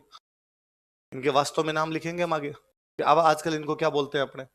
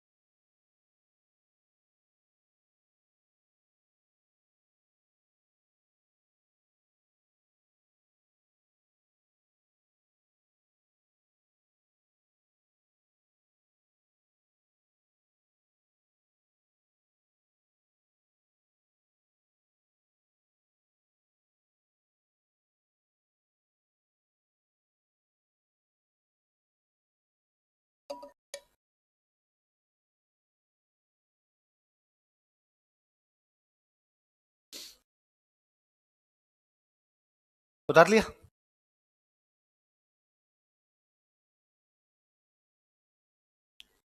बताऊं अभी इनको क्या क्या कहते हैं? एक एक काल लिखना है ना। पहला नाम क्या लिखा हुआ है? मतलब बिजोलिया। बिजोलिया का उस टाइम का नाम क्या रहा होगा? विजयावल्ली। लिख लो, विजयावल्ली के आगे लिख लो बिजोलिया।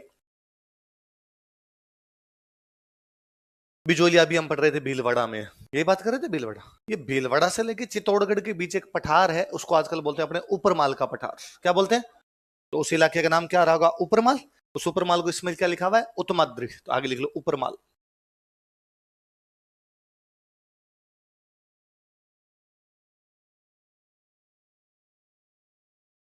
सांगा की छतरी कहां पर है? उसको उस टाइम मंडलकर बोला है इन्होंने। लिख लो मंडलगढ़।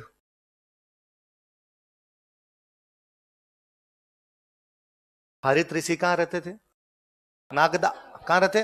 उसको नागहरिद कहा है इन्होंने, नागदा। अही छत्रपुर आपको बताइए, कल परसों हमने पूरी बात ही की इस पे, नागौर। चौहानों ने सबसे पहले अपने राज्य की स्थापना कहाँ की? सांबर। सांबर में शाकंभरी माता का मंदिर है, इसलिए शाकंभरी, सांबर को क्या कह दिया? शाकंभरी। लिख लो सांबर। अगला कौन सा है? दिल्ली का। दिल्ली, दिल्ली, ये दिल्ली नहीं थी पहले, दिल्ली थी, दिल्ली पहले दिल्ली का थी, दिल्ली का से दिल्ली भी, दिल्ली से क्या हो गई? दिल्ली। तो अब इसको दिल्ली मत बोला करो, क्या कहा करो? दिल्ली का। क्या नाम था? विगराज चतुर्थ ने दिल्ली का के तोमरों को हरा कर उनको अपना सामंत बना लिया था। तो दिल्ली का, दिल्ली का मतलब क्या हो गया? दिल्ली। अगला क्या लिखा हुआ है? नडुल, नडोल। नाडोल पढ़ रहे हैं हमने? वागपति राज के पुत्र लक्ष्मण राज ने नाडोल में चौहान राज्य की स्थापना की। नाडोल को क्या कहा इन्होंने? नडुल। अगला क्या है? जाबालीपुर, जालोर, जालोर। हम आगे पढ़ेंगे, यहाँ पे एक ऋषि रहते थे, उनका नाम था जाबाली। क्या नाम था? जाबाली ऋषि की वजह से नाम क्या पड़ गया? जाबाली। अगला क्या है? मतलब भीनमाल। जालोर में एक और जगह पड़ती है भीनमाल, भीनमाल। हो गए सारे? वापस बताओ। बिजोलिया को विजयावल्ली, उत्तमाद्री, और मंडलकर, नागहरिद, शकंभरी, दिल्ली का, और आपका ये नडुल, जाबालीपुर, श्रीमाल, है ना, अही छत्रपुर। मैं वापस उसी बात पर आऊंगा जो मैं परसों कर रहा था। कहने को हम ये कहते हैं कि इनके प्राचीन नाम है, मुझे लगता है प्राचीन है, स्टाइलिश नाम है। लिखने में इनका प्रयोग करते होंगे, बोलने में बहुत, है ना। मैं इसका एक और बहुत अच्छा एग्जांपल देता हूं, देखो सुनना इधर। आप दिमाग लगाएंगे थोड़ा सा काम आएगा आपके। एक नाम लिखा है मैंने, क्या लिखा? मैं इसको यदि तोड़ दूं,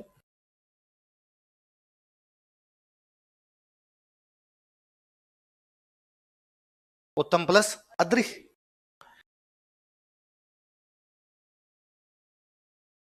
उत्तम, वह उत्तम है तो वो क्या है? उच्च, ऊपर है। अद्रि का मतलब था पहाड़। अद्रि का मतलब ऐसा पहाड़ जिसमें हिम जम गई हो, हिमाद्री। ऐसा पहाड़ जिसमें हिम जम गई हो, क्या है? आगे ज्योग्राफी पढ़ेंगे, आप पढ़ेंगे साउथ इंडिया में पूरी रेंज है सह्याद्री।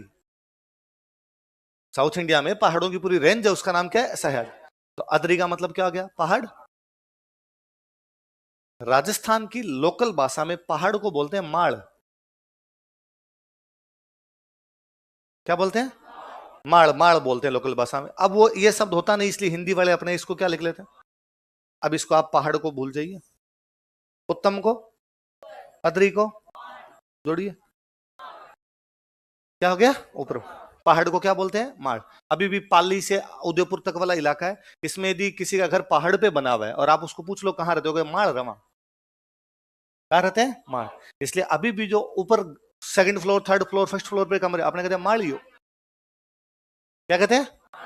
माड़िया कहते हैं ना, कि भाई अपने जैसे ग्राउंड फ्लोर पे, इसके ऊपर यदि अपने बैठे होते, ऊपर किसी कमरे में, जैसे उस बिल्डिंग में अपने ऊपर बैठते थे, इसका मतलब अपने माड़िए में रहते हैं। क्या रहते हैं? ऊपर, है ना। इसलिए इवन गांव में तो यहां तक की यदि कोई मूर्ख होता है तो कहते हैं इसको माड़ियो खाली है, दिमाग से पैदल है ना, ऊपर वाले भाग में कुछ ही नहीं है, माड़ियो खाली है, ये नहीं कहते पैर खाली है। माड़िया, माड़िया मतलब ऊपर वाला। तो माड़, माड़ का मतलब क्या हुआ? पहाड़। क्या हुआ? तो वो बोलचाल की भाषा में ऊपर माल बोलते होंगे, पर लिखते समय उन्होंने कहा ऊपर थोड़ी होता है, उत्तम होता है। माल क्यों लिखूं मैं? क्या लिखूं इसको? इसी अभिलेख में इसी का एक नाम और लिखा हुआ है,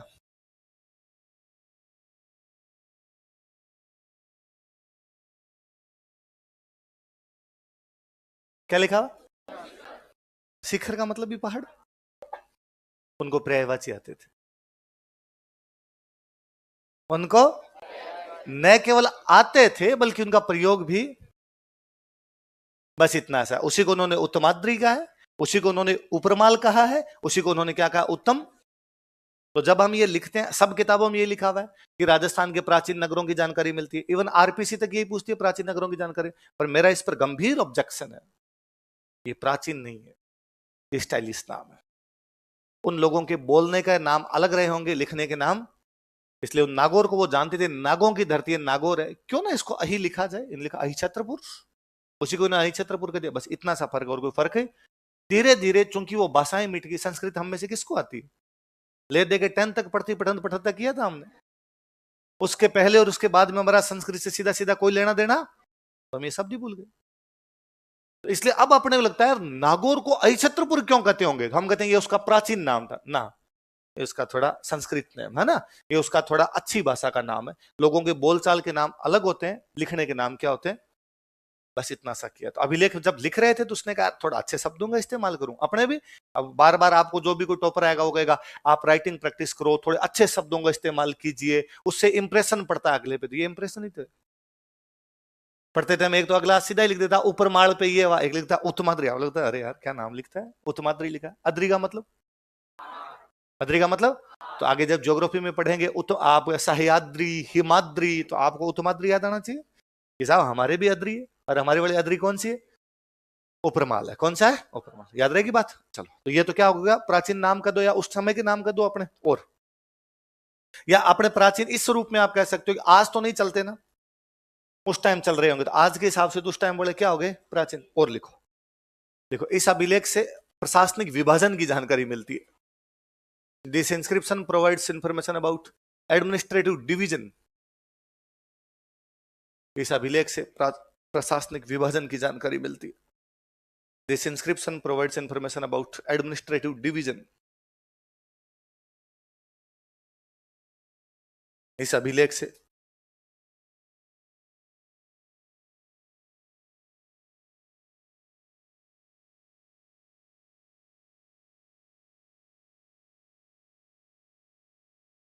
एक बार देखना बोर्ड पे, फिर अपने एक साथ लिखेंगे और समझेंगे।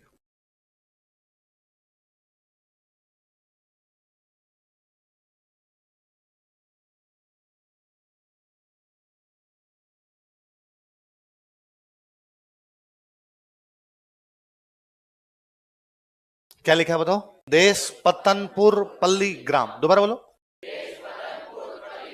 लिखो एक बार, उतारो। ऐसे कैसे उतारो, फिर मैं समझाता हूं ये क्या है।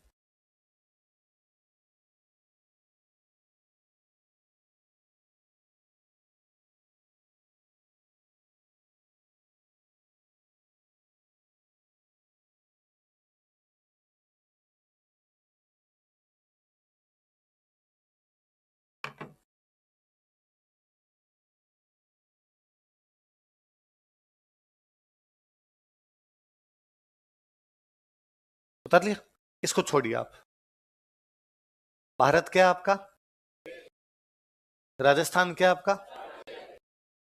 जयपुर क्या है आपका? चाकसू में रह रहे होते तो वो अपनी क्या होती?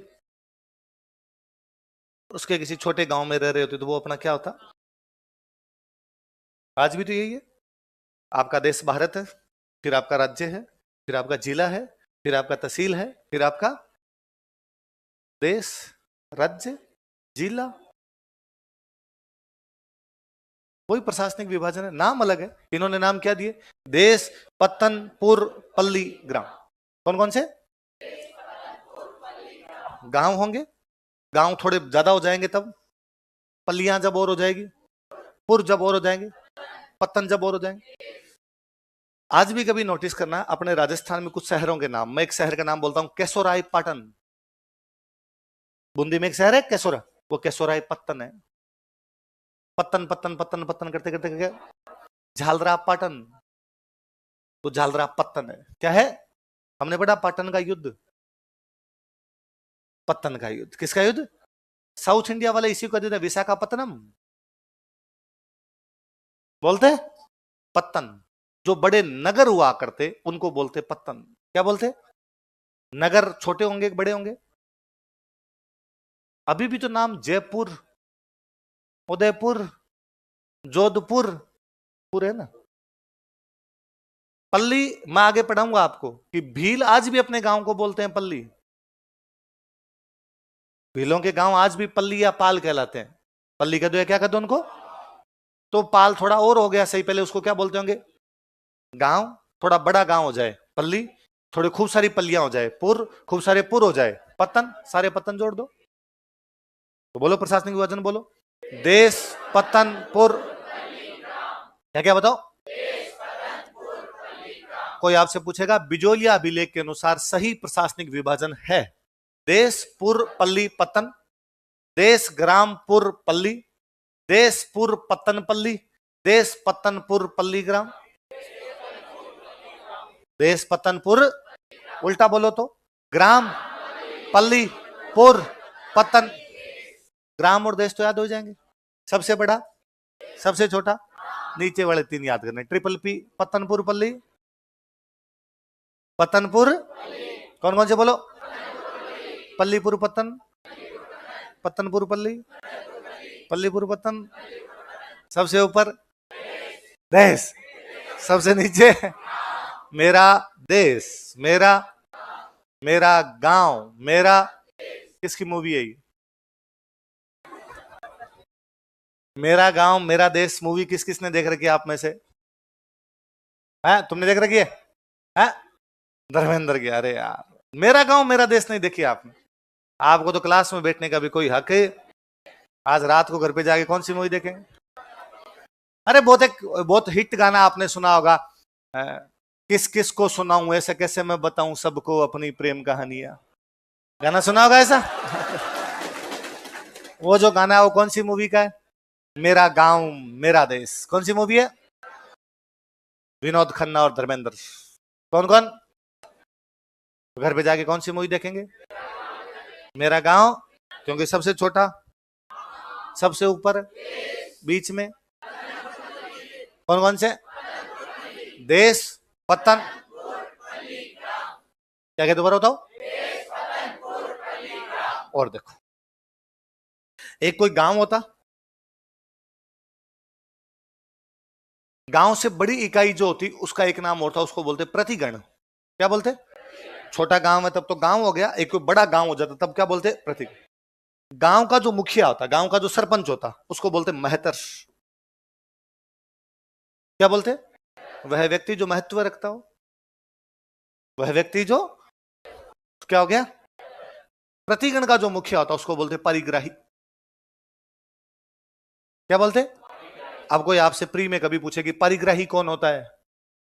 प्रतिगण का मुखिया। गांव का मुखिया क्या कहलाता था? क्या कहलाता? उतार लो नीचे, ऐसा कैसे उतार लो? ये भी तो प्रशासनिक डिवीजन ही अपने आप में। गांव का मुखिया क्या और प्रतिगण का मुखिया क्या, अलग से बॉक्स में बंद कर लो इसको यहीं पे उतार के।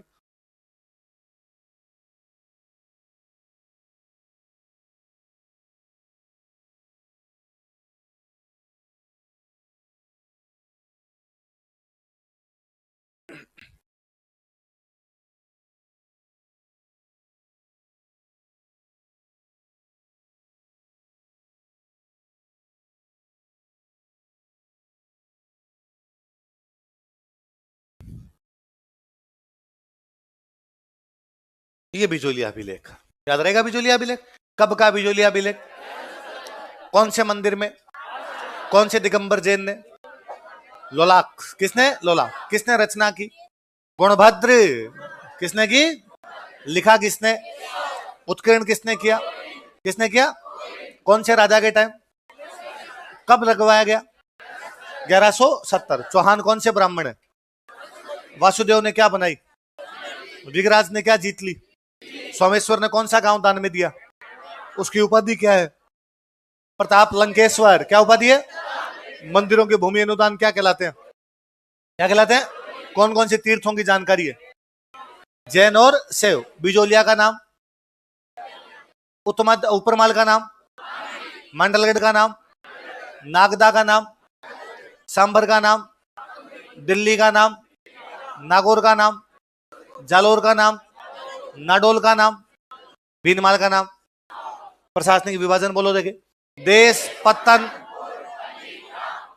गांव का मुखिया, गांव से बड़ी इकाई, प्रतिगण, प्रतिगण का मुखिया क्या कहलाता है? पूरा याद रहेगा। मेंस में कोई आपसे पूछे बिजोलिया अभिलेख के बारे में विस्तार से बताइए, बताया जा सकता है। प्री में सारी बातें पूछी जा सकती है। आई बात समझ में? अगला राजा लिखो।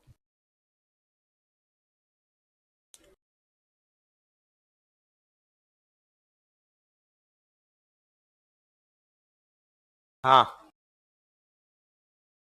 हाँ, सोमेश्वर की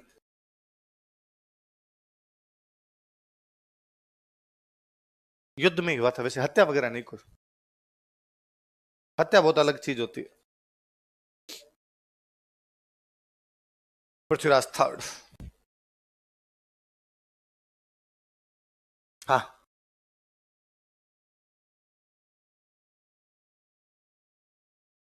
किसने आक्रमण किया?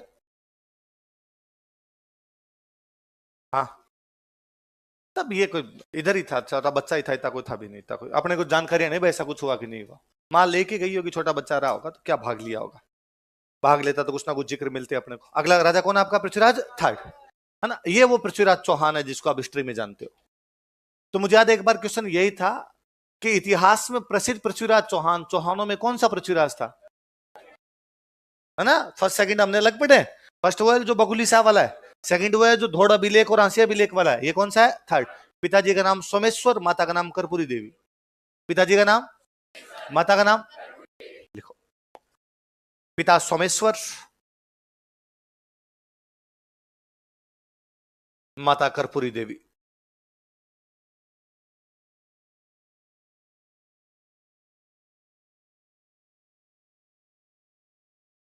पिता का नाम क्या था? सोमेश्वर। माता का नाम क्या था? 11 वर्ष की उम्र में राजा बन गया था। पिताजी की जल्दी डेथ हो गई, कितने वर्ष की उम्र में बन गया? देख लो, यह 11 वर्ष की उम्र में राजा बना था। He became king in age of 11 years. 11 वर्ष की आयु में राजा बना था। He became king in age of 11 years.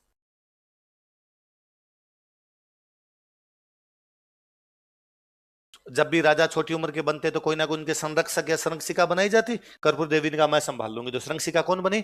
लिख लो, संरक्षिका, गार्जियन। जैसे विक्रमादित्य की कौन थी? कर्मावती, वैसे पृथ्वीराज की कौन बन गई? कर्पूरी देवी। अब भाई कर्पूरी देवी भी कैसे संभालेगी? तो कहा भाई सोमेश्वर के टाइम के जो बड़े बड़े मंत्री थे उन्होंने कहा भाई आप तो जब तक बेटा बड़ा नहीं हो जाए थोड़े दिन देख लो, बाकी शासन हम संभालेंगे। तो कुछ मंत्री थे जिनके सहयोग से संभालती थी। मंत्री कौन कौन थे? लिखो, मिनिस्टर्स, मंत्री।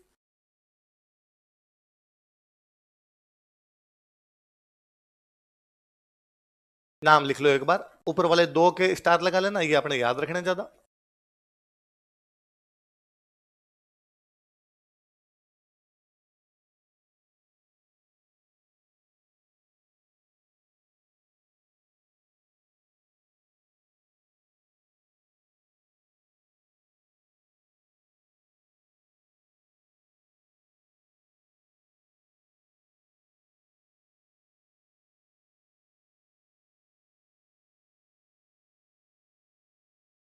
बात मत करो भाई, लिखो चुपचाप। मैंने कल ही कहा था क्लास में लिखते समय पढ़ते समय कभी बात नहीं करनी। आपको बात करनी हो आप मुझे कह दिया करो सर 10 मिनट रुको, पता ही करेंगे। आप बाहर चले जाए। क्या क्या नाम बताओ देखे? कैमास, भुवनमल, स्कंद, वामन और सौड। क्या क्या नाम दोहरा था? कैमास, भुवनमल, स्कंद, वामन। ऊपर वाले 2 के स्टार लगो। कोई पूछेगा कैमास तथा भुवनमल किसके समय राज्य संभालते थे? पृथ्वीराज। या कौन सी रानी की सहायता करते थे? कर्पूरी देवी। अब पृथ्वीराज कम उम्र में राजा बना तो लोगों को लगा कि यार ये टाबरी राजा बना है, अपने मौके का फायदा उठा लेते हैं, अपने कब्जा कर लेते हैं। कुछ लोग घर में थे जो इसको हटाना चाहते हैं, कुछ लोग इसके राज्य में हैं जो इसको हटाना चाहते हैं, कुछ इसके पड़ोसी हैं जो इसको हराना चाहते हैं, कुछ विदेशी हैं जो कब्जा करना चाहते हैं। मतलब चारों तरफ से संकटों में घिरा हुआ है। कहां कहां से संकट आ सकते हैं? घर में कौन संकट दे सकता है? अब तो कल मैंने एक चार्ट बनाया था, उस चार्ट में मैंने सबके नाम के आगे नंबर लगाए, नागार्जुन को छोड़ गया। नागार्जुन के नाम के आगे कोई नंबर, मतलब नागार्जुन उनमें से राजा नहीं बना, बाकी सब राजा बने। नागार्जुन किसका बेटा है? विग्रह चतुर्थ का। किसका बेटा है? विग्रह चतुर्थ का। एक और बेटा जो बना तो था पर उसको हटा दिया गया था, अपर गंगे। कौन था? तो नागार्जुन ने अपर गंगे को कहा कि भैया यार इस गुजरात से सोमेश्वर को लेके आगे इसको राजा बना दिया, अब ये सोमेश्वर मर गया तो इसका बेटा कौन बन गया? पृथ्वीराज। अपना नंबर कब आएगा? तो अपर गंगे ने कहा मेरा नंबर तो एक बार आ गया था और पार पड़ी, अब नागार्जुन तुम संघर्ष करो मैं तुम्हारे। तो दोनों भाई मिलके विद्रोह करते हैं। कौन कौन से दोनों भाई? नागार्जुन और अपर गंगे। कौन कौन? नागार्जुन और अपर गंगे। और नागार्जुन ने कहा कि भाई मैं राजा हूं और मेरी राजधानी है गुरुग्राम। राजधानी कौन सी है? गुड़गांव, है ना। गुरु द्रोणाचार्य का गांव था तो किसी टाइम नाम तो इसका गुरुग्राम ही था। फिर गुरुग्राम गुरुग्राम गुरुग्राम गुरुग्राम, गुरु पुराने गुरुग्राम गुरुग्राम गुरुग्राम करते करते गुड़गांव गुड़गांव गुड़गांव गुड़गांव करते करते क्या करके गुड़गांव करके फिर वापस सरकार ने चेंज किया, गुड़गांव नहीं है, गुड़ थोड़ी मिलता था, यहाँ पे गुरु जी रहते थे इसलिए नाम क्या था। तो नागार्जुन ने अपनी राजधानी किसको बनाई थी? तो कोई पूछेगा कौन से दो चचेरे भाइयों ने विद्रोह किया था? अपना केंद्र किसको बना के? पृथ्वीराज गया, इसने दोनों को भगा भगा के पीटा और वापस वहां पर क्या कर लिया? कब्जा। पर भाइयों ने विद्रोह तो किया। देखो, अपने चचेरे भाइयों नागार्जुन तथा अपर गंगे के विद्रोह को दबाया था। He suppressed revolt of his cousins Nagarjuna and Aparagangeya. अपने चचेरे भाइयों नागार्जुन तथा अपर गंगे के विद्रोह को दबाया था। He suppressed revolt of his cousins Nagarjuna and अपर गंगे।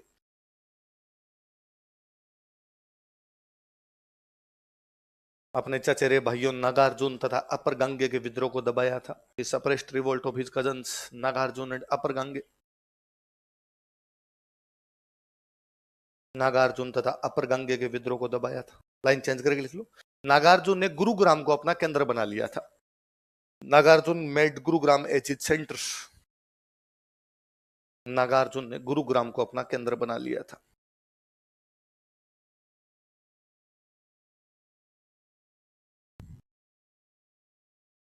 गुरुग्राम को अपना क्या बना लिया था? केंद्र। तो घर में जो चैलेंज मिला वो तो खत्म किया। घर के बाद कहां चैलेंज मिल रहा है इसको? राज्य। 1182 की बात है। इसके राज्य में एक जनजाति रहती है, उस जनजाति का नाम है भंडानक। कौन सी जनजाति है? एक ट्राइब है और ट्राइब का नाम क्या है उसका? भंडानक।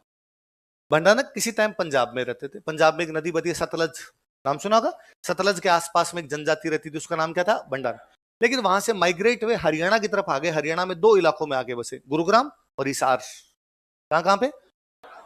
वहां पे अपने चुपचाप बैठ के अपना काम कर रहे थे। जब पृथ्वीराज बना तो उनको लगा ठीक है, राजा ज्यादा उम्र का है नहीं, अपने मौके का फायदा उठाते हैं, लूट मार कर लेते हैं। ये अपने राजस्थान की तरफ आगे लूट मार करने लग गए थे। अपने इधर लूट मार कर रहे थे मथुरा, अलवर, भरतपुर। कौन कौन से क्षेत्रों में बताओ देखे? गुड़गांव के नजदीक ही पड़ गए अलवर भरतपुर। अपने इधर आके उन्होंने लूट मार करनी शुरू कर दी। पृथ्वीराज गया, पृथ्वीराज आगे इस जनजाति का विद्रोह दबाता है। कौन सी जनजाति का? कब दबाता है? वो कहां कहां विद्रोह कर रहे थे? मथुरा, अलवर और भरतपुर। हमें क्या पता दबाया था? एक जैन मुनि वे उस समय के, उनका नाम है जिनपति सूरी। क्या नाम है? वो ये बताते हैं कि हाँ भाई साहब ऐसा कुछ हुआ था और इस बंदे ने जाके उनको हरा दिया था या उनको जाके दबा दिया था। तो किस जैन राइटर के लेखन से इसकी जानकारी मिलती? देखो, 1182 ईस्वी में, इन 1182 एडी, 1182 ईस्वी में, 1182 एडी, मथुरा, अलवर तथा भरतपुर क्षेत्रों में, इन मथुरा, अलवर एंड भरतपुर एरियाज या रीजन्स, मथुरा, अलवर तथा भरतपुर क्षेत्रों में, इन मथुरा, अलवर एंड भरतपुर रीजन्स,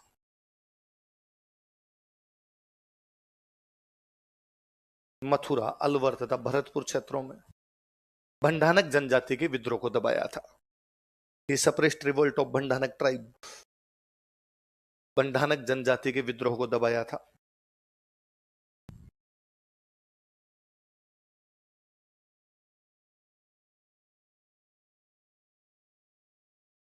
भंडानक जनजाति के विद्रोह को दबाया था। Suppressed revolt of Bhandanak tribe. यह जानकारी जिनपति सूरी के लेखन से मिलती है।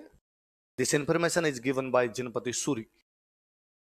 यह जानकारी जिनपति सूरी के लेखन से मिलती है।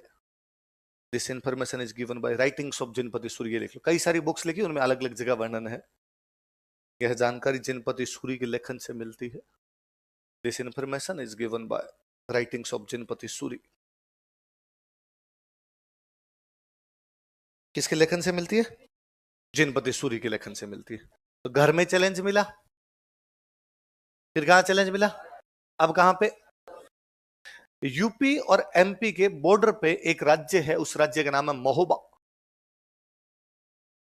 क्या नाम है? महोबा में उस समय चंदेल वंश का राज था। कौन से वंश का राज था? और चंदेलों का एक राजा था, उसका नाम था परमार्दी देव चंदेल। क्या नाम था? कहां का राजा परमार्दी देव चंदेल? कहां का राजा? एक दिन पृथ्वीराज की सेना और किसी युद्ध में वापस आ रही थी, लौट रही थी युद्ध से। कुछ घायल सैनिक पीछे पीछे आ रहे थे। भाई जो सैनिक स्वस्थ होंगे तेज चलेंगे, घायल होंगे वो थोड़े धीमे चलेंगे। तो घायल सैनिकों की टुकड़ी पीछे रह गई थी।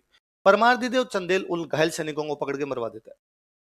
पृथ्वीराज ने कहा यार अपने तो कोई दुश्मनी भी नहीं थी, और वो तो घायल और थे, तो ऐसे कैसे मरवा सकता है? फिर पृथ्वीराज हमला करता है, कहां पर हमला करता है? महोबा। इसलिए महोबा का युद्ध हुआ, बहुत भयंकर युद्ध हुआ। भयंकर के लिए शब्द युद्ध में लिया जाता है तुमुल। क्या लिया जाता है? इसलिए इसको महोबा का युद्ध कहते हैं, या क्या कहते हैं इसको? तुमुल का युद्ध। किस किस के बीच में? पृथ्वीराज चौहान और परमार्दी देव चंदेल। परमार्दी देव चंदेल कहां का राजा था? कहां का राजा था? लिख लो, महोबा का युद्ध, तुमुल का युद्ध। बैटल ऑफ महोबा या बैटल ऑफ तुमुल।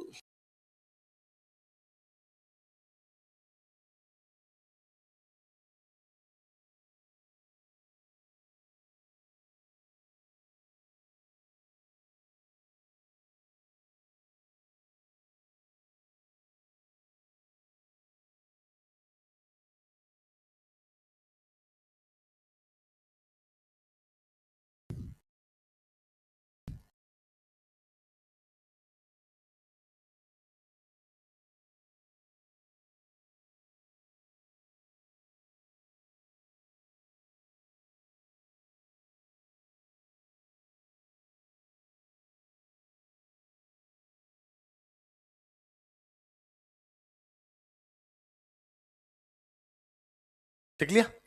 देख लो कारण, क्या कारण था युद्ध का? कोज, रीजन।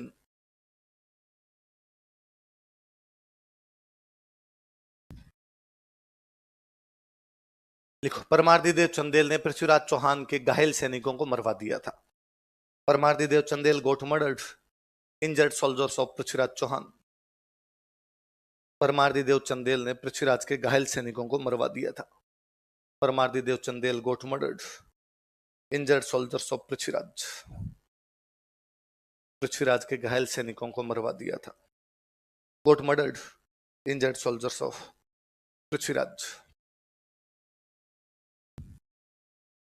युद्ध हुआ, युद्ध के अंदर पृथ्वीराज ने परमार्दी देव चंदेल को हरा दिया। लिख लो, कारण हो गया, अलग से लाइन चेंज करके लिखो।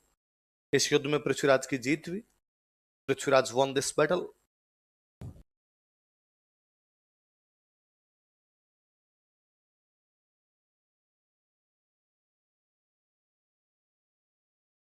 पृथ्वीराज का एक सेनापति था, उसका नाम था पंजवन राय। क्या नाम था? पंजवन राय। पंजवन राय को महोबा का प्रशासक बना दिया। प्रशासक समझ गए? जैसे अपने पढ़ते हैं उलूग खान को सौंप दिया, खिजर खान को सौंप दिया, वैसे महोबा किसको सौंप दिया गया? देख लो, इसने पंजवन राय को महोबा का प्रशासक बनाया। He appointed Panjvan Rai as administrator of Mahoba. इसने पंजवन राय, ये अपने आमेर का था यहाँ का। इसका मतलब तब आमेर वाले चौहानों को टैक्स देते होंगे, तो आमेर वाले लड़ने के लिए गए होंगे, ये वहां पर छोड़ के आ गया होगा उसको। इसने पंजवन राय को महोबा का प्रशासक बनाया था।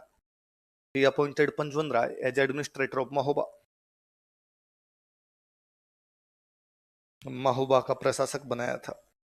Appointed Panjvan Rai as administrator of Mahoba. कहां का प्रशासक बना दिया था? हमें ये याद नहीं रखना कि किसके बीच युद्ध हुआ था, ये भी याद नहीं रहे तो कोई दिक्कत नहीं कि कौन जीत गया, किसको प्रशासक बनाया गया। इससे भी ज्यादा महत्वपूर्ण बात यह है, इस युद्ध में परमार्दी देव चंदेल के दो सेनापति थे, आल्हा और उदल। क्या क्या नाम था? लिखो, परमार्दी देव चंदेल के सेनापति, कमांडर्स ऑफ परमार्दी देव चंदेल। परमार्दी देव चंदेल के सेनापति, कमांडर्स ऑफ परमार्दी देव चंदेल।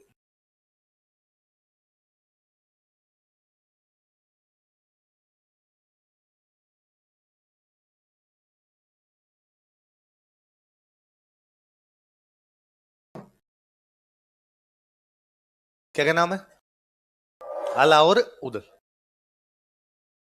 कहते हैं कि आला और उदल परमार्दी देव चंदेल के सेनापति थे, लेकिन परमार्दी देव चंदेल से किसी भी बात पर दोनों की नाराजगी हो गई थी, दोनों नाराज हो गए थे। इसलिए परमार्दी देव चंदेल का महोबा छोड़कर दोनों कन्नौज चले गए थे। कहां चले गए? कन्नौज चले गए। जब पृथ्वीराज चौहान ने महोबा पर आक्रमण किया तो परमार्दी देव चंदेल को लगा अकेले पार नहीं पड़ेगी, अच्छे सेनापतियों की आवश्यकता है। उसके अच्छे सेनापति कौन थे? लेकिन वो उससे नाराज होकर कहां चले गए थे? तो वो मैसेज करता है इनके पास कि आला और उदल, सॉरी जो हमारे बीच हुआ उसके लिए मैं आपसे माफी मांगता हूं। पुनः एक बार मातृभूमि को तुम्हारी आवश्यकता है, लौट के आओ, महोबा की रक्षा करो, पृथ्वीराज के खिलाफ लड़ो। आला उदल ने मना कर दिया। आला उदल ने कहा मरने दे रहे, अपना क्या लेना है, थोड़े दिन पहले लिचड़ अपने से लड़ रहा था, अब अगले को जरूरत पड़ी है तब अपने को बुला रहा है, वरना तो अपने कोई भी पूछ वहां पर। आला उदल ने कहा भाई नहीं आ रहे। ये बात आला उदल की माता को पता चलती है कि महोबा पर आक्रमण होने वाला है, लेकिन आला और उदल को बुलाया गया, फिर भी वो जा। आला उदल की माता उन्हें बुलाती और बुला के कहती है कि यह समय आपस के मतभेदों को भुलाने का है, यह समय आपस में लड़ने का नहीं, यह समय दुश्मन को जवाब देने का है। जब तुम्हारी मातृभूमि पर, तुम्हारी जो जन्मभूमि है, वहां पर दुश्मन अटैक कर रहा है, तो तुम्हारा ये कर्तव्य बनता है कि तुम जाओ, तुम्हारे राजा का साथ दो, तुम्हारी मातृभूमि की रक्षा करो। उनका माता तुम्हारी सारी बात सही है, पर वो परमादित्य चंदेल भी तो हमारा दुश्मन ही है, उसने हमें निकाल दिया था, उसकी सहायता करने के लिए क्यों जाए? उसने वापस कहा। एक बार कौरवों को दुश्मनों ने पकड़ लिया। किसको? दुश्मनों ने पकड़। कुंती पांडवों को कहती है कि जाओ कौरवों को बचा कर लाओ। भीम थोड़े गुस्सेल थे। भीम ने कहा, माता कुंती, कितनी भोली भी मत बना करो। ये कौरव डेली वो तरीके देखते रहते हैं कि हमें कैसे मारा जाए, वो तरीके अपनाते हैं। कभी आग में जलाने का प्रयास करते हैं, कभी पानी में डुबोने का प्रयास करते हैं, कभी युद्ध में मारने का प्रयास करते हैं, कभी सोते हुए मारने का प्रयास करते हैं। और तुम कहती हो कि कौरवों को हम बचा कर लाएं, अच्छा है दुश्मन मार दे और ही ठीक रहेगा। कुंती ने कहा, नहीं भीम, जब तुम आपस में लड़ते हो तो कौरव 100 है और तुम 5 हो, पर जब कोई तीसरा लड़ता है तुम 105 हो। तुम कितने हो? इसलिए जब भी तीसरी शक्ति आपसे लड़ती हो, तब आपस के अंदर कभी भी लड़ना, और ये अब तक अपने मान्य सिद्धांत है। इसलिए गांव में जब भी भाई भाई लड़ते हैं, कोई छुड़वाने नहीं जाता। किनका क्या भरोसा, एक हो गए तो आपस में लड़ रहे। और कई बार होता है कोई तीसरा पंचायती करने आता हो, भाई कहते थे, भाई साहब रवाना हो, तेरे कुटेंगे हम पकड़ के, हमारी लड़ाई है, तू कौन है इसके अंदर पंचायती करने वाला? तो जब भी तीसरे पक्ष से लड़ाई हो, तब हमेशा आपस के मतभेदों को भुला देना चाहिए। मुझे कई बार लगता है कि हम पुरानी कहानियों से या तो सीखते नहीं है या आंखें बंद कर लेते हैं। इसलिए अब भी जब कभी चीन के साथ अपने डिस्प्यूट होते हैं, पाकिस्तान के साथ अपने डिस्प्यूट होते हैं, अपने देश के अंदर ही कोई मजे ले लेते हैं। मजा आ गया, चीन ने कब्जा कर लिया, कुछ क्यों होना है? हो सकता है किसी सरकार से आपकी बनती नहीं, हो सकता है किसी पार्टी से आपकी बनती नहीं, हो सकता है किसी मुख्यमंत्री प्रधानमंत्री से आपकी बनती, पर जब तीसरे के साथ मामला है, तब हम आपस में नहीं लड़ेंगे। जब वो तीसरा चला जाएगा, तब इनकी धज्जियां उड़ा देंगे हम। इसी प्रधानमंत्री को, इसी पार्टी को, इसी सरकार को हम नाको चने चबवाएंगे। हम इसके खिलाफ जितना गलत बोलना उतना गलत बोलेंगे, जो जो कमियां वो उजागर करेंगे, डेली इनके खिलाफ बोलेंगे हम। पर जब तीसरा लड़ रहा है, तब आपस के मतभेद सामने आने नहीं चाहिए ना। तो इस बात का हमेशा ध्यान रखना है। अलाउद्दीन वाली कहानियां ये सिखाती है। और कभी आप नोटिस करना, इतिहास बहुत कुछ सिखाता है। हमने सेनापतियों के नाम याद किए, गोरा और बादल, युद्ध हार गए थे वो, है ना। नहीं पता रतन सिंह कैसे लड़े, क्या लड़े, अलाउद्दीन खिलजी को लोग जाने नहीं जाने, गोरा बादल के गीत गाए जाते हैं। हम जेता कुंपा को याद करते हैं, मर गए थे वो। हम अलाउद्दीन को याद करते हैं, जबकि हार गए थे। हमारी संस्कृति ने उन लोगों को याद नहीं किया जो विजेता है, हमने उनको अधिक महत्व दिया जिन्होंने संघर्ष किया। जब आप लड़ोगे तभी तो पढ़ोगे। कोई लड़े ही ना, कोई सरेंडर ही कर दे, पढ़ने का मतलब ही पैदा नहीं है ना। वो क्या है, एक है ना, कोई लाइन भी है ना, कि वो सहसवारी गिरते हैं मैदाने जंग में, वो तिफल क्या गिलेंगे जो घुटनों के बल चलते हैं। है ना। अरे तालियां नहीं बजानी। हमारी सबसे बड़ी समस्या यह है कि हमने पूरा ध्यान किस पे कर दिया। आपको एक को भी ये समझ में नहीं आया, पर आप लगा बोला तो जोरदार है। आपका जो बोलने का तरीका था, और तरीका हो भी नहीं, आप सर हो, आपने बोला है, इतना तो कम से कम बनता है, तालियां तो बजा ही सकते हैं आपके लिए। सहसवारी गिरेंगे मैदान जंग में, कि मैदान के जंग में वही गिरेगा जो घोड़े पर बैठा है। वो तिफल क्या गिरेंगे जो घुटनों के बल चलते हैं। जो घुटनों के बल ही चल रहा है, उसके गिरने की कोई संभावना है ना। तो हमेशा संघर्ष ज्यादा जरूरी है। आप जब लड़ते नहीं हो, आप आरएस का पेपर दोगे तभी तो फेल होगे। कोई दे ही ना, तो उसके फेल होने की संभावना है क्या? है ना, कि भाई एक आपने एग्जाम दिया, या तो आप पास है या आप फेल है। एक जिसने एग्जाम ही नहीं दिया, उसका तो कोई लेना देना नहीं है ना, है ना। हम पहले कई बार सोच लेते हैं ऐसा हो जाएगा तो के तो कोई इलाज। हमारे हाथ में क्या है? संघर्ष करना। हमारे हाथ में क्या है? जो है उस पर काम करना। वो क्या है कि आरएस का पेपर है, हम जिसकी तैयारी करें उस एग्जाम की तैयारी है। यदि पास हुए तो भी याद किए जाएंगे, फेल हुए याद फिर भी किए जाएंगे। हमने बड़ा लक्ष्य उठाया, हमने छोटा मोटा लक्ष्य ही नहीं उठाया। दिलीप सर कहते हैं अपराध छोटा सोचना है, कि हम जब छोटे सोच ही लेते हैं कि भाई यही करना है, कई बार आदमी खुद ही कह देता है आरएस नहीं होगा, छोटा मोटा कुछ ना कुछ। रोटी पानी का जुगाड़ हो जाए, तो 20-25 हजार की कहीं पर नौकरी लग जाए। जब बंदा सोचता ही नहीं है तो बनता भी। आप पहले तो इस बात पर खुश रहा कीजिए हमेशा कि आपने बड़ा सोचा। दूसरा, इस बात पर खुश होया कीजिए कि उस बड़े सोचने को क्रियान्वित करने की भी सोची, इंप्लीमेंटेशन कर रहे हैं। कई बार आदमी सोचता तो रहता है बेटा बेटा कि करोड़े आ जाए ना मेरे पास लेकिन केवल सपना देखता है, वैसा करता आप न केवल सोच रहे हैं बल्कि उस पर या तो अपने पृथ्वीराज चौहान हो जाएंगे या अलाउदल होंगे। अलाउदल होंगे तो भी कम से कम याद तो किए जाए, संघर्ष तो याद किया जाएगा। कल पढ़ेंगे बाकी।